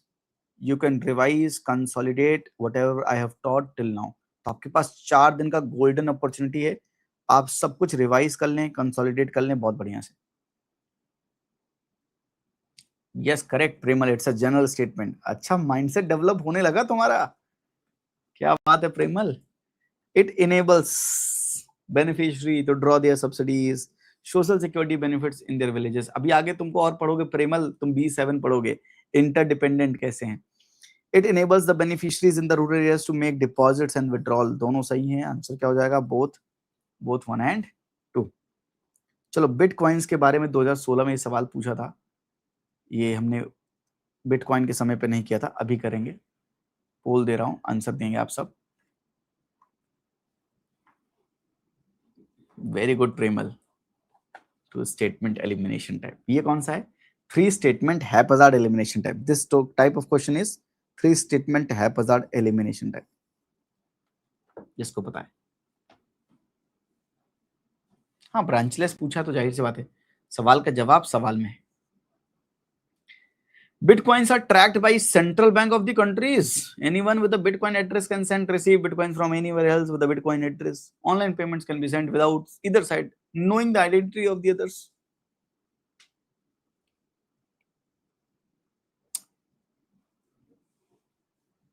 ये anonymous होते हैं, decentralized होते हैं. तो करो करो करो करो.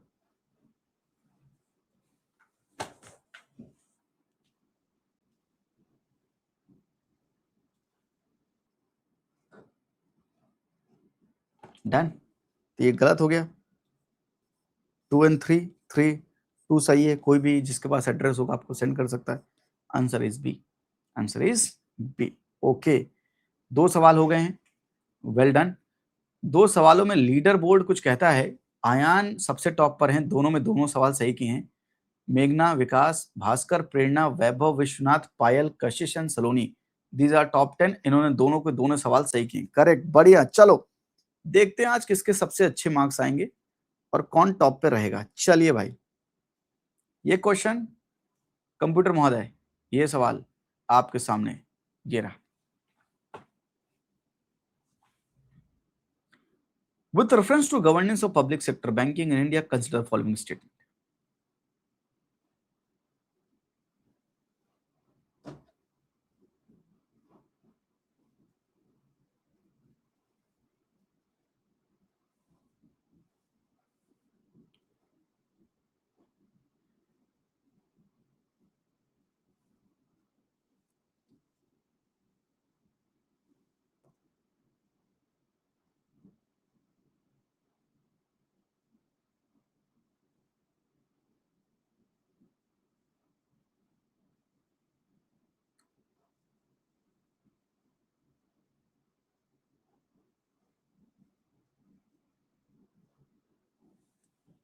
Correct Premal. 2 statement elimination type. पहला क्यों गलत है? Steadily increase. Correct, steadily increase in the last decade, जो कि गलत है. कैपिटल इन्फ्यूज करना स्टेडली इंक्रीजिंग डिक्रीजिंग नहीं होता है, जाहिर सी बात है. और जो ट्रेंड यूपीएससी पूछता है मोस्टली गलती होते हैं. To put public sector bank in order, merger of the associate bank with the parent bank बिल्कुल of SBI has been affected. ये तो किया जाता है, करते भी हैं, मर्जर एक्विजिशन करते हैं, ये तो जनरल भी है. तो दूसरा एकदम सही है. तो आंसर क्या होगा? 2 ओनली. आंसर क्या होगा? 2 ओनली.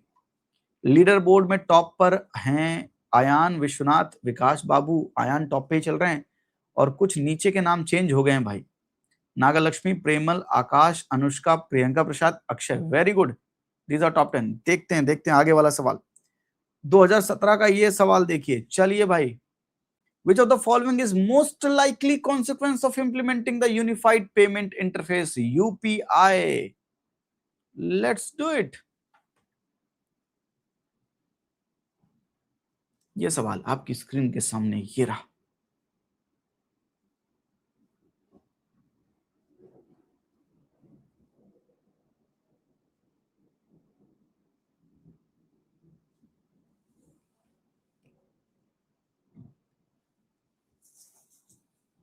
यूपीआई लाइट एक्स, तीन चीज पढ़ाई थी।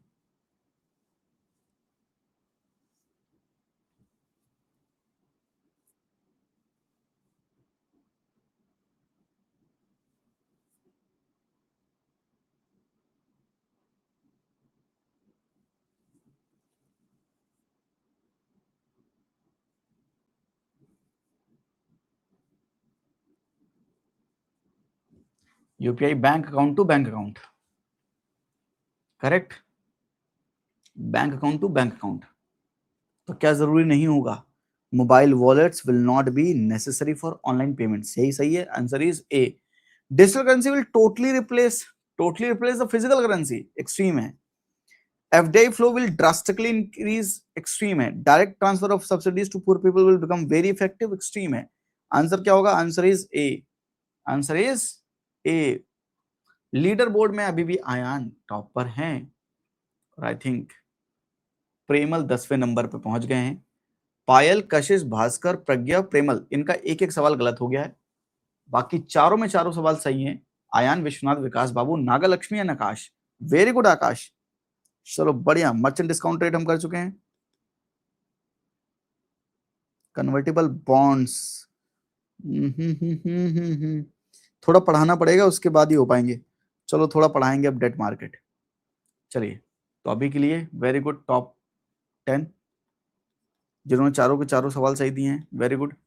जिन्होंने एक गलत कर दिया है, चलिए हेडिंग डालिए डेट मार्केट। तो हमने कुछ चीज समझी थी क्या? Financial debt, non financial debt हमने समझा था। Loan taken for the purpose of relending is called financial debt, for example NBFC. And non financial debt क्या था? Loan taken for meeting its own requirement and not for relending, that is called non financial debt. और ये हमने सवाल भी किया था, तो ये हम कर चुके हैं, बिल्कुल, यस। चलिए, बॉन्ड में हमने कुछ चीजें देखते हैं। लिखिए, बॉन्ड के लिए तीन चीजें आप लिखो। Bond holders are the creditors to the company, ये हमने पीछे भी समझा था। मे बी पोल ने पकड़ा ना हो, कोई बात नहीं, चलो इतना क्या दिल लगाना। Bond holders are creditors of the company, creditors to the company, ठीक है। फर्स्ट क्लेम ड्यूरिंग लिक्विडेशन, जब भी लिक्विडेशन होगा पहला क्लेम इनका होगा, अगर बॉन्ड और शेयर होल्डर के बारे में बात हो रही है तो। Assured interest irrespective of profit of the company, profit कुछ भी हो, इनको जरूर पैसा मिलेगा, इंटरेस्ट का पैसा मिलेगा। मेघना, आई डोंट नो, मतलब जो भी इसने लिया लीडर बोर्ड में, तो मे भी कुछ होगा टेक्निकल इशू, देख लेंगे। यहाँ पर नाम नहीं है आपका, सॉरी, आप लोगों का नाम इस बार इसमें नहीं है लिस्ट में। हाँ, लीडर बोर्ड में भी फास्टर रिस्पॉन्स को भी देखता हो, आई डोंट नो। चलिए, अब मुझे नहीं पता, लीडर बोर्ड की कहानी छोड़िए, जब आपकी रैंक आ जाएगी तो आप ही लीडर होंगे।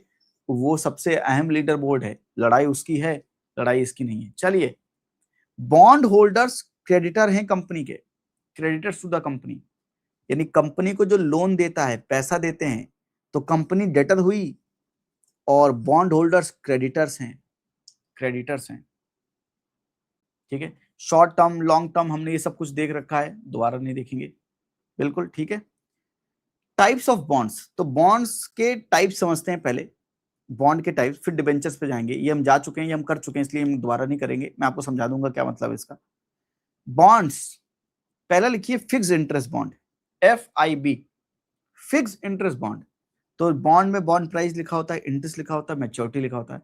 जिस बॉन्ड का ये इंटरेस्ट फिक्स्ड नंबर हो उसे हम फिक्स इंटरेस्ट बॉन्ड बोलते हैं। अब देखना है कितने इजी है, मतलब ये तो पढ़ाने लायक भी नहीं है। And second is floating rated bond, जिसका बॉन्ड का इंटरेस्ट रेट चेंज होता जाए, यानी किसी से लिंक हो। फॉर एग्जांपल रेपो रेट +2% है, तो रेपो रेट चेंज होगा तो इसका इंटरेस्ट रेट चेंज हो जाएगा, करेक्ट। ज्यादा भी हो सकता है, कम भी हो सकता है। तो ये इंटरेस्ट रेट फिक्स्ड नहीं है, तो इसको क्या बोलेंगे? फ्लोट कर रहा है, फ्लोट कर रहा है, तैर रहा है, कभी कम होता है कभी ज्यादा होता है, इसको हम बोलते हैं floating rated bond, floating rated bond. तीसरा है जीरो कूपन बॉन्ड, यानी जिसका इंटरेस्ट रेट 0% होता है, उसको हम बोलते हैं zero coupon bond. Sir zero coupon bond लेगा कौन फिर? पहले आप ये दोनों लिख लो, फिर मैं समझाता हूं कौन लेगा।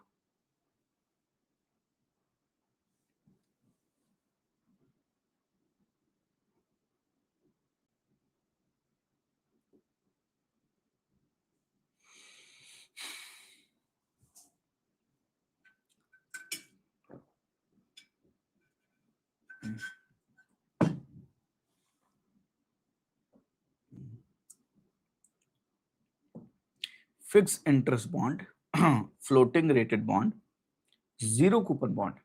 Why zero coupon bond has 0% interest rate? Then who will buy it?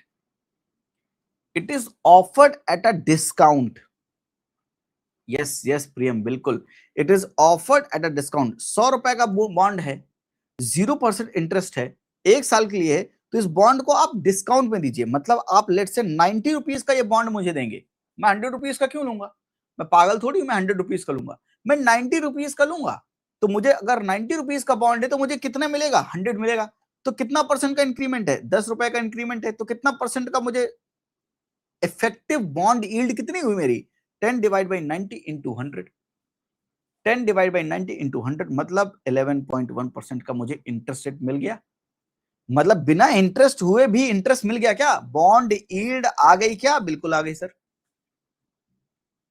बोलो भाई, जीरो कूपन बॉन्ड समझ में आया? जीरो कूपन बॉन्ड, अगर कोई ट्रेजरी बिल, अगर उसका इंटरेस्ट रेट 0% है तो फेस वैल्यू 100 है, लेकिन अगर आपको 90 का मिलेगा तो आपको 11% का रिटर्न मिलेगा। तो बॉन्ड का इंटरेस्ट रेट 0 होने के बाद भी आपको तो रिटर्न मिल रहा है ना, बॉन्ड यील्ड मिल रही है ना। ये क्या है? ये क्या है? Zero coupon bond. तो ट्रेजरी बिल्स क्या होते हैं? जीरो कूपन बॉन्ड्स होते हैं। ट्रेजरी बिल्स को आप जीरो कूपन बॉन्ड बना सकते हैं, बिल्कुल बना सकते हैं सर। यूपीएससी ने सवाल पूछा एक 2018 में, इस सवाल का जवाब मुझे दीजिए, इस सवाल का जवाब दीजिए।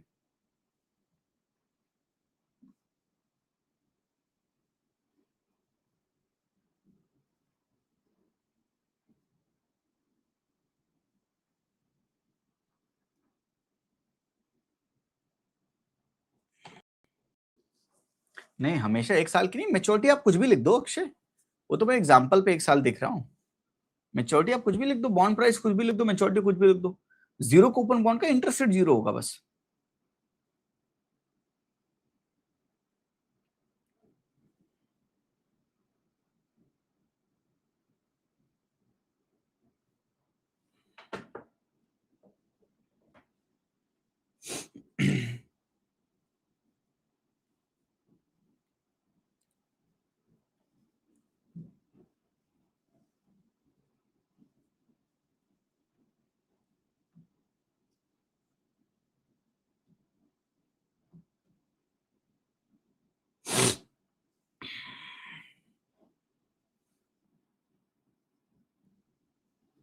Reserve Bank of India manages and services the government of India securities, but not any state government securities.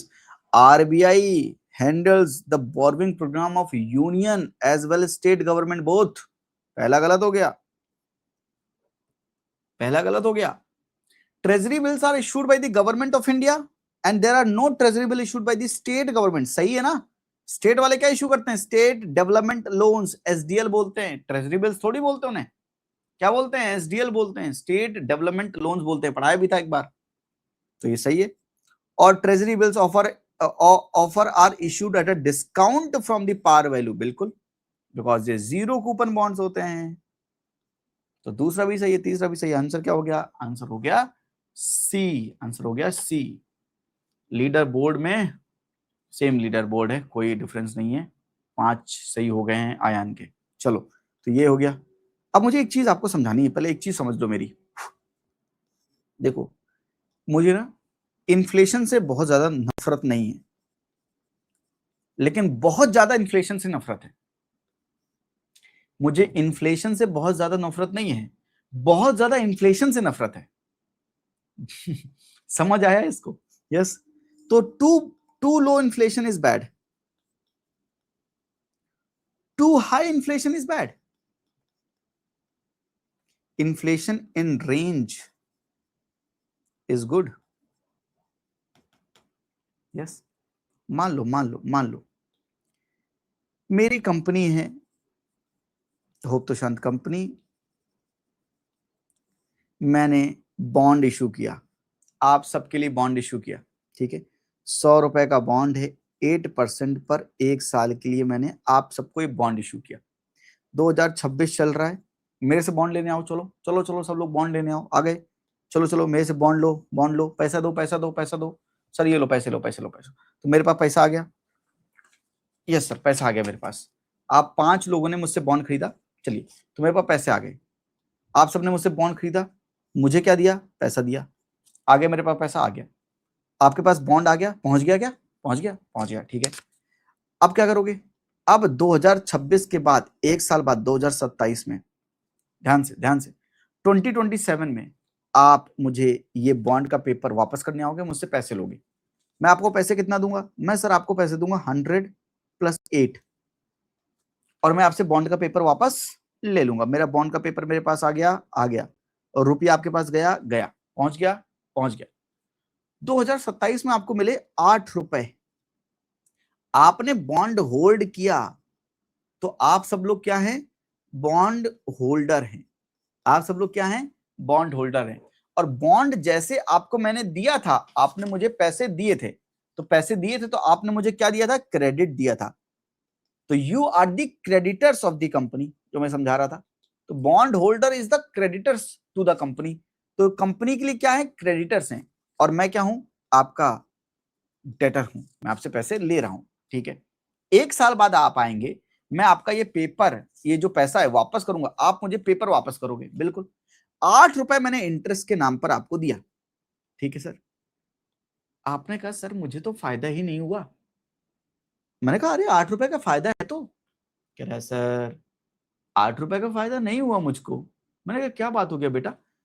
आपने कहा सर ये जब पहले मेरे पास 100 रुपए हुआ करते थे सर, तो मैं समोसे की दुकान में जाता, sir I want to eat samosa south Indian, you want to eat some idli, and in 100 rupees you were getting 5 idli or 5 samosas. In 2026 sir, with the 100 rupees I was getting 5 idli and 5 samosas. तो मैंने कहा बेटा आप क्या हो गया? Sir in 2027 I have 108 rupees, but idli wala is saying that in 110 I will give you 5 idli or samosas.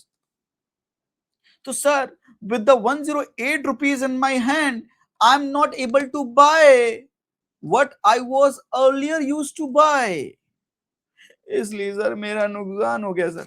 मैंने कहा very good, let me make you understand a very important concept. जब आपने कहा कि 100 रुपए का 5 इडली आता था, वही 5 इडली अब 110 का आ रहा है, 10% का इन्फ्लेशन आ गया है, 10% का इन्फ्लेशन आ गया है।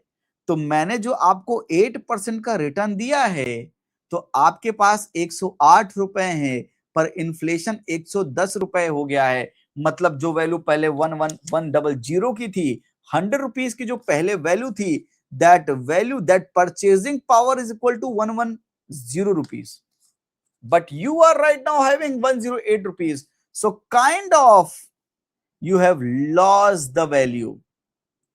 In actual you have earned 8 rupees. आपने 8 रुपए अर्न तो किए हैं, but in reality you have lost 2 rupees. Why sir? Why? Because सखी सैया तो खूब ही कमाते हैं, महंगाई डायन खाए जाते हैं, महंगाई डायन खाए जाते हैं। 10% का इन्फ्लेशन, 8% का रिटर्न, तो 2% की वैल्यू कम हो गई। आप कहोगे भगवान कसम सर, अगली बार जिंदगी में भी कभी मैं आपकी कंपनी के बॉन्ड परचेज नहीं करूंगा। और अगर आप मेरी कंपनी के बॉन्ड परचेज नहीं करेंगे, पैसा कौन देगा भैया मुझे? तो मैं अपने बॉन्ड देना चाहता हूं, आपको पैसे चाहिए मुझको। आप क्या करोगे? आप कहोगे सर मैं परचेज ही नहीं लूंगा। अरे सर जब मेरे को लॉस हो रहा है तो मैं क्यों आपके बॉन्ड लूं? मैंने कहा बेटा चिंता मत करो। चिंता नहीं करते हैं, मैं आपको बॉन्ड देता हूं। सर आप फिर से बॉन्ड दे रहे हो? अरे सुन तो लो भाई, 100 रुपीज का बॉन्ड है। ये बॉन्ड CPI प्लस 2%, ये इसका इंटरेस्ट रेट होगा और 1 साल के लिए दे रहा हूं। सर सच में? हाँ, अगर CPI इन्फ्लेशन 10% होगा तो आपको 2% एक्स्ट्रा, तो कितना मिलेगा आपको? 12% मिलेगा इंटरेस्ट। तो अगर इस केस में अगर ये 10% है तो आपको कितना मिलता? 12%, यानी आपको 112 रुपए मिलता। तो आप खुशी खुशी, सर मजा आ गया, मजानी लाइफ सर, मजा आ गया, 110 रुपए का मेरे को 5 इडली भी खा ली, 2 रुपए बच भी गया। हाँ, 2 रुपए बच गया ना? क्यों बच गया? क्योंकि मैं आपको इन्फ्लेशन को अपने बॉन्ड में इंडेक्स कर देता हूं। इस टाइप के बॉन्ड को बोलते हैं inflation index bond. I am taking care of the inflation, I am taking care of the inflation while giving you bonds। सो कुछ भी हो जाए, इन्फ्लेशन चाहे कितना भी क्यों ना बढ़ जाए, आपको हमेशा 2% ज्यादा ही मिलेगा।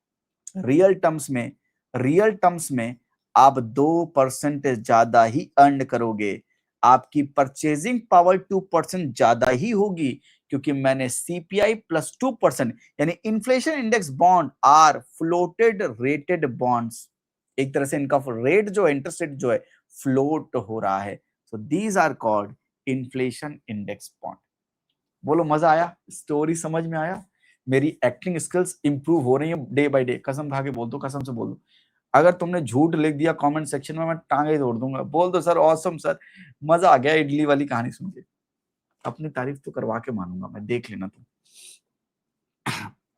यूं ही कट जाएगा सफर साथ चलने से।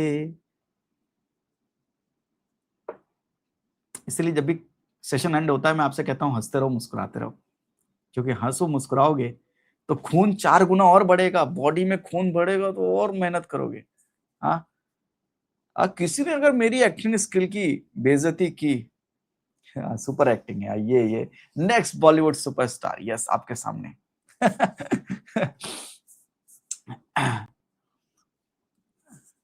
ठीक है, आपको इन्फ्लेशन इंडेक्स बॉन्ड समझ में आ गया? पक्का? चलो भैया, चलो कुछ तो समझ में आया आपको। इन्फ्लेशन इंडेक्स बॉन्ड में मैंने यहाँ पे एग्जांपल लिख दिया है, CPI plus 2%, CPI plus 2%। Awesome awesome पक्का। चलो, अब इतनी तारीफ कर दी है, मुझसे झिल नहीं रही है। अब मैं जा रहा हूं अपनी शादी करने, अब होगा मौत का तांडव। अरे नहीं नहीं, मेरे को शादी करनी है अपनी भाई। अब मैं जा रहा हूं अपनी शादी करने। I want to get married. किसी एक सुंदर सी कन्या को ढूंढ रहा हूं जो मुझसे विवाह कर सके। लेकिन शादी करने के पहले मुझे एक चीज इंश्योर करनी पड़ेगी, वो है कि मुझे मेरे पास बहुत ढेर सारी ज्वेलरी खरीदने के लिए गोल्ड होना चाहिए। क्या होना चाहिए? गोल्ड होना चाहिए। और गोल्ड के जो प्राइस बढ़ रहे हैं, अरे तौबा रे तौबा, दैया रे दैया। हाँ, इतनी जल्दी शादी करेंगे बिल्कुल। नया टॉपिक पढ़ाना है, sovereign gold bond. Sovereign gold bond पढ़ाना है भैया, शादी तो करवानी पड़ेगी अपनी बिल्कुल। तो मुझे गोल्ड चाहिए। अच्छा, गोल्ड परचेज करेंगे, फिजिकल गोल्ड परचेज करेंगे, ध्यान से सुनो। फिजिकल गोल्ड परचेज करेंगे तो जाहिर सी बात है गोल्ड हम खुद बना थोड़ी रहे, गोल्ड इंपोर्ट करते हैं। India imports a lot of gold. अगर गोल्ड हम बहुत ढेर सारा इंपोर्ट करेंगे तो हमारा रुपया बाहर जाएगा, यानी हम अपना पैसा वैल्यू बाहर भेज रहे हैं। गोल्ड इंपोर्ट करना, और इंडिया में गोल्ड की जो चाहत है सबके पास, oh my God, everybody wants gold, everybody wants gold.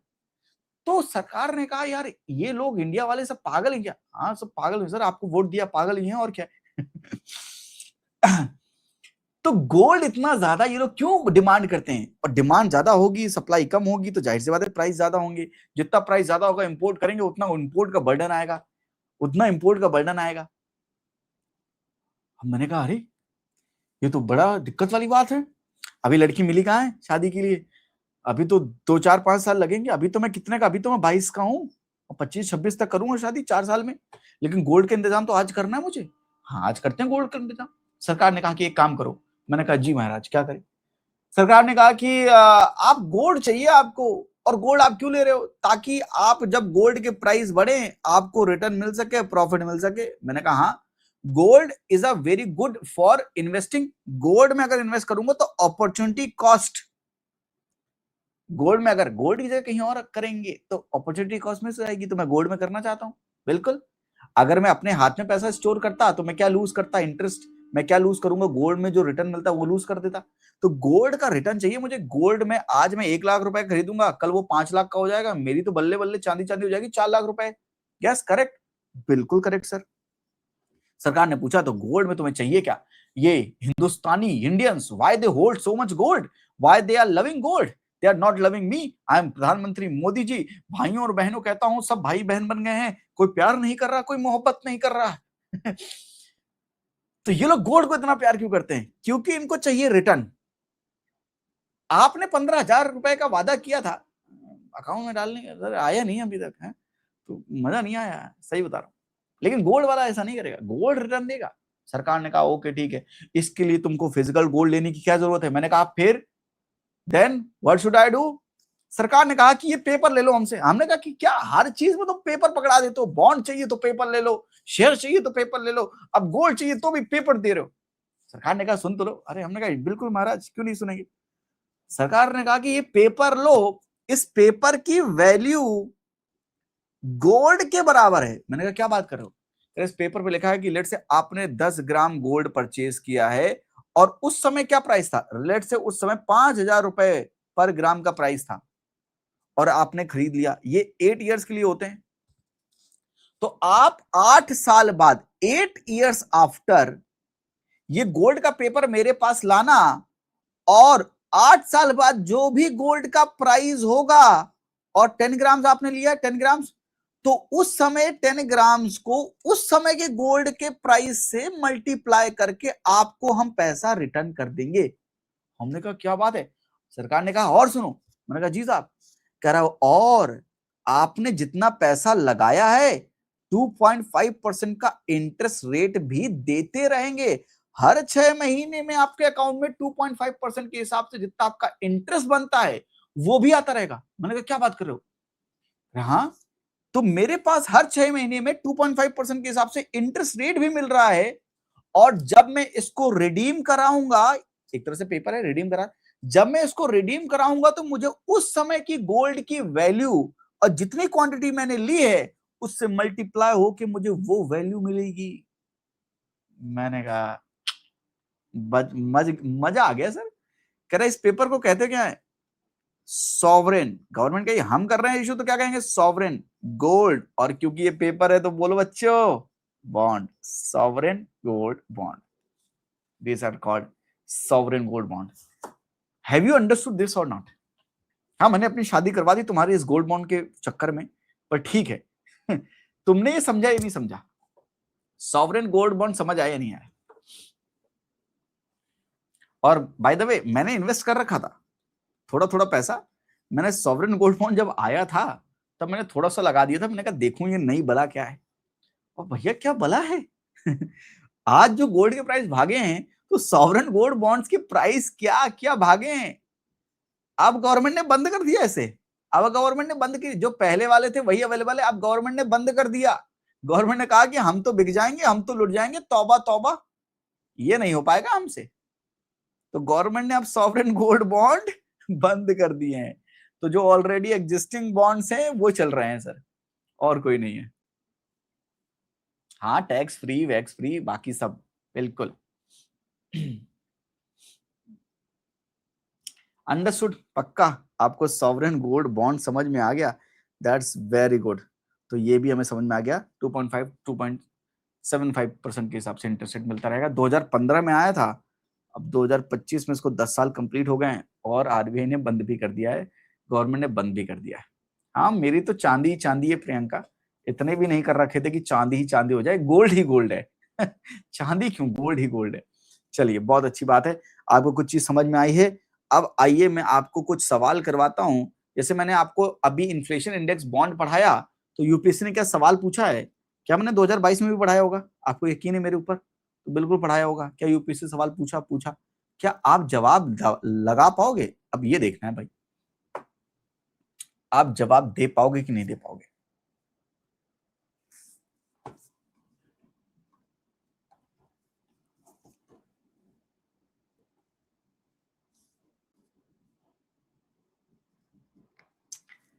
सलोनी कह रही है कि सर अगर मैम गोल्ड इयरिंग्स मांगेगी तो मैं पेपर दे दूंगा गोल्ड बॉन्ड के कि ये लगा लो, ये अच्छा लग रहा है तुम्हारे ऊपर।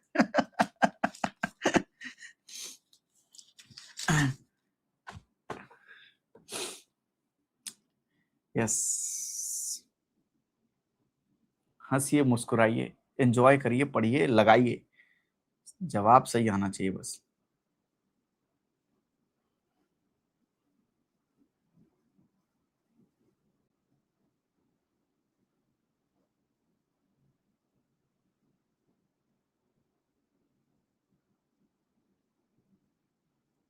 थोड़ा माइंडसेट भी लगाना पड़ेगा, जो भी पढ़ो माइंडसेट के बिना बात नहीं बनेगी।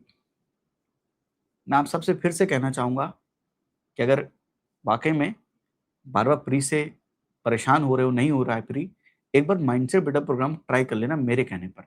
जिसने ट्राई किया है उससे आप पूछ लो, आके जिस दिन भी लाइव आके पूछना है, लाइव आके पूछ लो, वो यहाँ पर आपके सामने है। मैं थोड़ी बोलता हूँ, स्टूडेंट बोलते हैं, और मैं झूठ नहीं बोलता।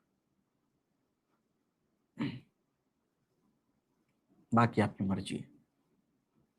मैं तो हिम्मत लगा के मेहनत करके वहां भी पढ़ाता हूँ, यहाँ भी पढ़ाता हूँ। अब ध्यान से देखो, government can reduce coupon rate on its borrowing by way of IIB. बिल्कुल, गवर्नमेंट कैन रिड्यूस। कैसे भाई? अगर सीपीआई प्लस 2% है, अब अगर मैंने अपना इन्फ्लेशन गवर्नमेंट ने कम करवा के 5% कर दिया, तो कितना देना पड़ेगा गवर्नमेंट को? 7%। और कम कर दिया 3%, तो 5% देना पड़ेगा। कहां गवर्नमेंट पहले 8% 9% पे इशू कर रही थी, उसको कम देना पड़ रहा है। तो क्या कर सकती है? कैन रिड्यूस, कैन रिड्यूस कर सकती है, कर सकती है, बिल्कुल, पहला सही। IIB provide protection to investors from uncertainty regarding inflation. यही तो समझाया था, अनसर्टेनिटी थी तभी तो आपने सीपीआई प्लस 2% इन्फ्लेशन इंडेक्स किया बॉन्ड को। तो आईआईबी ये प्रोवाइड करते हैं प्रोटेक्शन, बिल्कुल करते हैं, फिर ये नहीं करेंगे तो कौन कर रहा है? Interest received as well as capital gain on IIB are not taxable. आप इसमें क्या सोचोगे? देखो, आप थॉट प्रोसेस समझो। ये जो बॉन्ड परचेज करने वाले लोग हैं, क्या ये गरीब लोग हैं, पुअर लोग हैं? अगर आप किसी को टैक्सेबल नहीं करते हो, तो जाहिर सी बात है, या तो किसी को लालच दे रहे हो किसी चीज का कि हम टैक्स नहीं लेंगे, ये तुम करना शुरू कर दो, या लालच तो नहीं है, ये लालच तो नहीं है, ये तो बॉन्ड है। बॉन्ड आपने इन्फ्लेशन इंडेक्स बॉन्ड किया, ये गरीबों के लिए तो लॉन्च नहीं किया था, ये पुअर पीपल के लिए तो नहीं है। तो ये अमीर लोग लेंगे, अमीर लोग लेंगे, उनसे हम टैक्स क्यों ना लें भाई? वो नॉन टैक्सेबल क्यों होगा? तो यहां नॉन टैक्सेबल क्यों होना चाहिए? गलत होना चाहिए, गलत हुआ, आंसर आ गया। थ्री स्टेटमेंट एलिमिनेशन टाइप, बिल्कुल करेक्ट बोला था। Three statement elimination type eliminate किया, तीसरा आंसर आ गया फट से ए। 1 and 2 is correct, 1 and 2 is correct. Yes, okay. UPSC ने 2022 में एक सवाल और पूछा था, देखते हैं ये कर पाओगे नहीं कर पाओगे। कन्वर्टेबल बॉन्ड्स पता ही है, सब कुछ पता ही है। Let's see this question. दिमाग लगाओगे सारे क्वेश्चन सही होंगे। इकोनॉमी में कॉन्सेप्ट समझने के बाद दिमाग लगाना पड़ता है, और सारे सवाल सही होते हैं। चलो ये सवाल करके दिखाओ।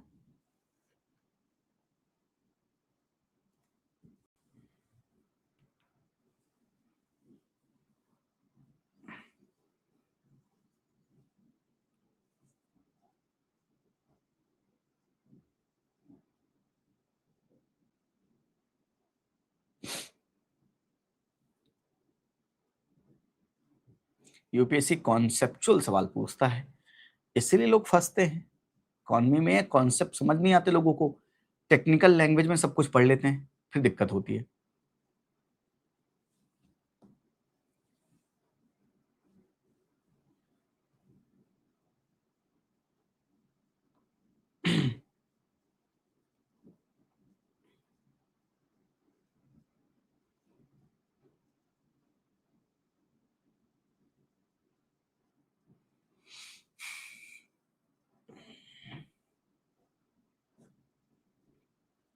As there is an option to exchange the bond for equity, convertible bond है ना, तो convertible bond pays lower rate of interest, आपको कुछ मैं सुविधा दे रहा हूं, कुछ फैसिलिटी दे रहा हूं, तो जाहिर सी बात है मैं आपको इंटरेस्ट रेट तो कम दे सकता हूं ना भाई, मैं कह रहा हूं बाद में चेंज करवा लेना है, इक्विटी में ट्रांसफर करवा सकते हो, तो मैं आपको इंटरेस्ट रेट कम दूंगा ना बॉन्ड में। बिल्कुल सर, पहला सही है।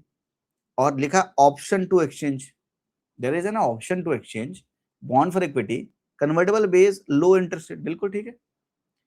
Option to convert equity affords bond holder, क्योंकि आप कन्वर्ट कर सकते हो बॉन्ड को इक्विटी में, तो जो बॉन्ड होल्डर है has a degree of indexation to rising consumer price, बढ़ते हुए इन्फ्लेशन की वजह से जो उसको प्रॉब्लम आती है उससे वो सुकून मिलेगा। कैसे मिलेगा? अगर इन्फ्लेशन आ रहा है, आप बॉन्ड को इक्विटी में कन्वर्ट करवा सकते हो। आप इक्विटी में कब कन्वर्ट करवाते हो? जब शेयर मार्केट अच्छा परफॉर्म करता है। शेयर मार्केट कब अच्छा परफॉर्म करता है? जब इकोनॉमी में डिमांड ज्यादा होती है, सप्लाई कम होती है। यानी जब इकोनॉमी में इन्फ्लेशन ज्यादा होता है, मतलब इकोनॉमी में डिमांड ज्यादा है, सप्लाई कम है, डिमांड बढ़ती जा रही है तो इन्फ्लेशन बढ़ रहा है, चीजों के दाम बढ़ रहे हैं, तो कंपनी अपना पैसा कमा रही है, मोटा पैसा कमा रही है, प्रॉफिट कमा रही है। तो इक्विटी, अगर बॉन्ड्स को इक्विटी में कन्वर्ट कर लोगे तो प्रॉफिट में प्रॉफिट शेयर करोगे, तो आपको क्या थोड़ा सा डिग्री ऑफ इंडेक्सेशन, थोड़ा सा राहत मिल जाएगी, राहत की सांस मिल जाएगी। बिल्कुल मिल जाएगी सर, तो मिल जाएगी, तो ये भी सही है। तो आंसर क्या होगा? Both, both 1 and 2, both 1 and 2। क्या आपको इकोनॉमी टफ लग रही है? Is economy tough? क्या जो लिखा है उसका मतलब समझ में आ रहा है? क्या आप लगा पा रहे हैं? यस। आयान अभी भी टॉप पर हैं भाई, आयान वेरी गुड। आयान, विश्वनाथ, विकास बाबू, नागा लक्ष्मी, फिर राम प्रकाश, अक्षय, अनुष्का, कशिश, पायल, प्रज्ञा। तो these are leader boards top 10। Okay then आइए आगे चलते हैं थोड़ा सा। श्योरिटी बॉन्ड बाद में समझेंगे, पहले समझते हैं अदर टाइप्स के bond. Elephant bond, green bond, blue bond, ESG क्या होता है? हेडिंग डालिए एलिफेंट बॉन्ड, हेडिंग डालिए एलिफेंट बॉन्ड, और ये लिख डालिए जो आपके सामने लिखा है एलिफेंट बॉन्ड, ये लिख डालिए जो आपके सामने लिखा है। आपको अपने आप समझ में आ जाएगा, आपको अपने आप समझ में आ जाएगा। समझ में आ रहा है? इजी लग रहा है? पक्का Akshay? Very good. Totally concept based है, बिल्कुल आकाश, टोटली कॉन्सेप्ट बेस्ड है। इसलिए देखो मैं कॉन्सेप्ट पर बहुत फोकस कर रहा हूं, मैं आपको इजी लैंग्वेज में, क्योंकि लैंग्वेज बड़ी इंपॉर्टेंट है आपको समझाने के लिए, अंडरस्टैंडिंग डेवलप करनी है। Economy is all about understanding, economy is all about feeling the concepts, not knowing the concept. Knowing, many people know the concept, feel the concept. 2019 में कॉमर्स मिनिस्ट्री में doctor Surjit S Bhalla committee ने यह कहा कि to improve the India share in global trade he suggested for elephant bond. Elephant मतलब बड़े बड़े tenure वाले, एलिफेंट का मतलब है जिसकी मैच्योरिटी ईयर 25 ईयर्स हो। ऐसे बॉन्ड जिसका टेन्योर 25 ईयर्स होगा उसको हम एलिफेंट्स बॉन्ड बोलते हैं। पीपल जो कि अपनी ब्लैक मनी को खुद से डिक्लेयर कर रहे हैं, उनको अपनी ब्लैक मनी का सर्टेन परसेंटेज कहां पर? इंफ्रास्ट्रक्चर प्रोजेक्ट्स में डालना पड़ेगा।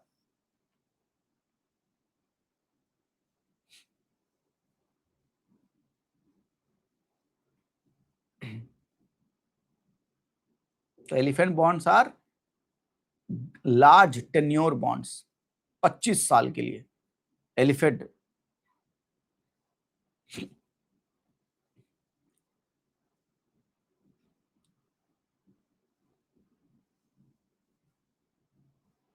यस, पक्का अंडरस्टूड। लिखने के बाद एक बार डन लिख देना, फिर आगे चलते हैं।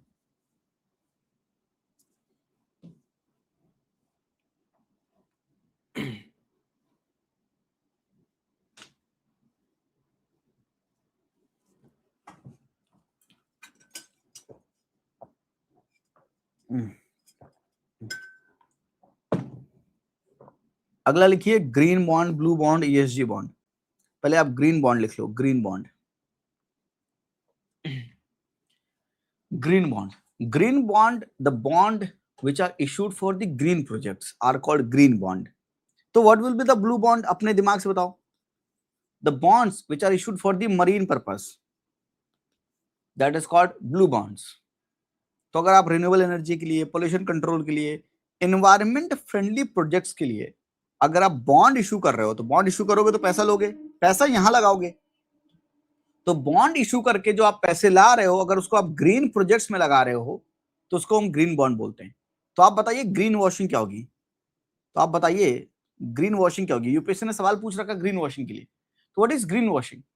आप बॉन्ड इशू करके जो पैसा लाए हो वो ग्रीन प्रोजेक्ट्स के लिए है, पर आप दिखा ग्रीन रहे हो लेकिन लगा पैसा कहां रहे हो? हाँ, एनवायरमेंट का जिसमें कबाड़ा हो रहा है, तो ग्रीन वॉशिंग कर रहे हो। आप क्या कर रहे हो? ग्रीन वॉशिंग कर रहे हो। ठीक है, तो कल के दिन ब्लू वॉशिंग पूछ ले तो डरना मत। तो green bonds are for the green purpose. World Bank ने 2007 में ग्रीन बॉन्ड्स इशू करने के लिए कहा था। ग्रीन बॉन्ड इशू करते हैं for the green projects. BRICS का न्यू डेवलपमेंट बैंक है, उसने भी इशू किया है युआन ग्रीन बॉन्ड्स 2016 में। 10 साल कंप्लीट हो रहे हैं और ब्रिक्स को सवाल पूछा भी है। पिछले साल ब्रिक्स का भी सवाल पूछा है। हमारा जो IREDA है, रिन्यूएबल एनर्जी डिपार्टमेंट एजेंसी है ना, डेवलपमेंट एजेंसी, यस, IREDA जो है उसने मसाला ग्रीन बॉन्ड इशू किए हैं लंदन एक्सचेंज में, लंदन स्टॉक एक्सचेंज में 2018 में। याद नहीं करना, बस समझ लो एक बार। तो इन्होंने क्या क्या कर रखा है एक बार देखने में कोई दिक्कत नहीं। 2021 में GMC UP green municipal bond इन्होंने इशू किया। तो what is green municipal bond? Municipality ने अगर ग्रीन प्रोजेक्ट्स के लिए बॉन्ड इशू किया है तो ग्रीन म्युनिसिपल बॉन्ड। 2021 में इंडिया का first ever euro currency denominated green bond by power finance corporation. तो पावर फाइनेंस कॉर्पोरेशन ने ग्रीन बॉन्ड इशू किया है, वो भी यूरो करेंसी में। तो वो क्या है? वो भी ग्रीन बॉन्ड है। और 2022 में सॉवरेन ग्रीन बॉन्ड इशू किए गए थे, तो वो भी ग्रीन बॉन्ड्स हैं। तो आई होप ग्रीन बॉन्ड्स की बस लिखा है कब कब क्या क्या इशू किया गया, कॉन्सेप्ट एक ही है। कॉन्सेप्ट एक ही है। कॉन्सेप्ट क्या है? Green bonds for the green projects. Sir didn't get the Hindi word, which one बेटा, विच वन? सारा इंग्लिश लिखा है, कुछ भी हिंदी नहीं बोला मैंने। ग्रीन वॉशिंग, अच्छा green washing. Green washing means you have took the money for the green projects, but instead of using that money for green projects, you are utilizing that money for the normal projects which are destroying the environment. That's called greenwashing. That's called greenwashing. Yes, faking environment friendly. That's called greenwashing. Yes. So these are called green bonds. Let's come to blue bonds. Blue bonds लिख लो और ESG bonds लिख लो. A subtype of green bond where money borrowed for climate resilient water marine fisheries project, that is called blue bond. In 2018, Seychelles issued world's first blue bond to expand its marine protected areas and the fisheries sector. And what is ESG bond? अगर आप environment, social and governance, अगर किसी company का environment social governance में अच्छा track record है, तो फिर उनके बॉन्ड में पैसा इन्वेस्ट करना को बोलते हैं ESG बॉन्ड। तो money invested in bonds of the company is having good track record of environment social and governance. If my company is having good track record in environment social and governance, then I will issue my bond. That bond is called ESG bond and you will be very happy to invest in those bonds.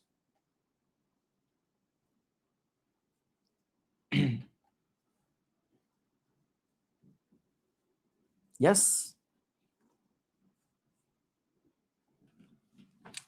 So that's it for today. Please enjoy the day. This is Sunday, है ना? तो always read, always conquer, then consolidate, develop the connectivity.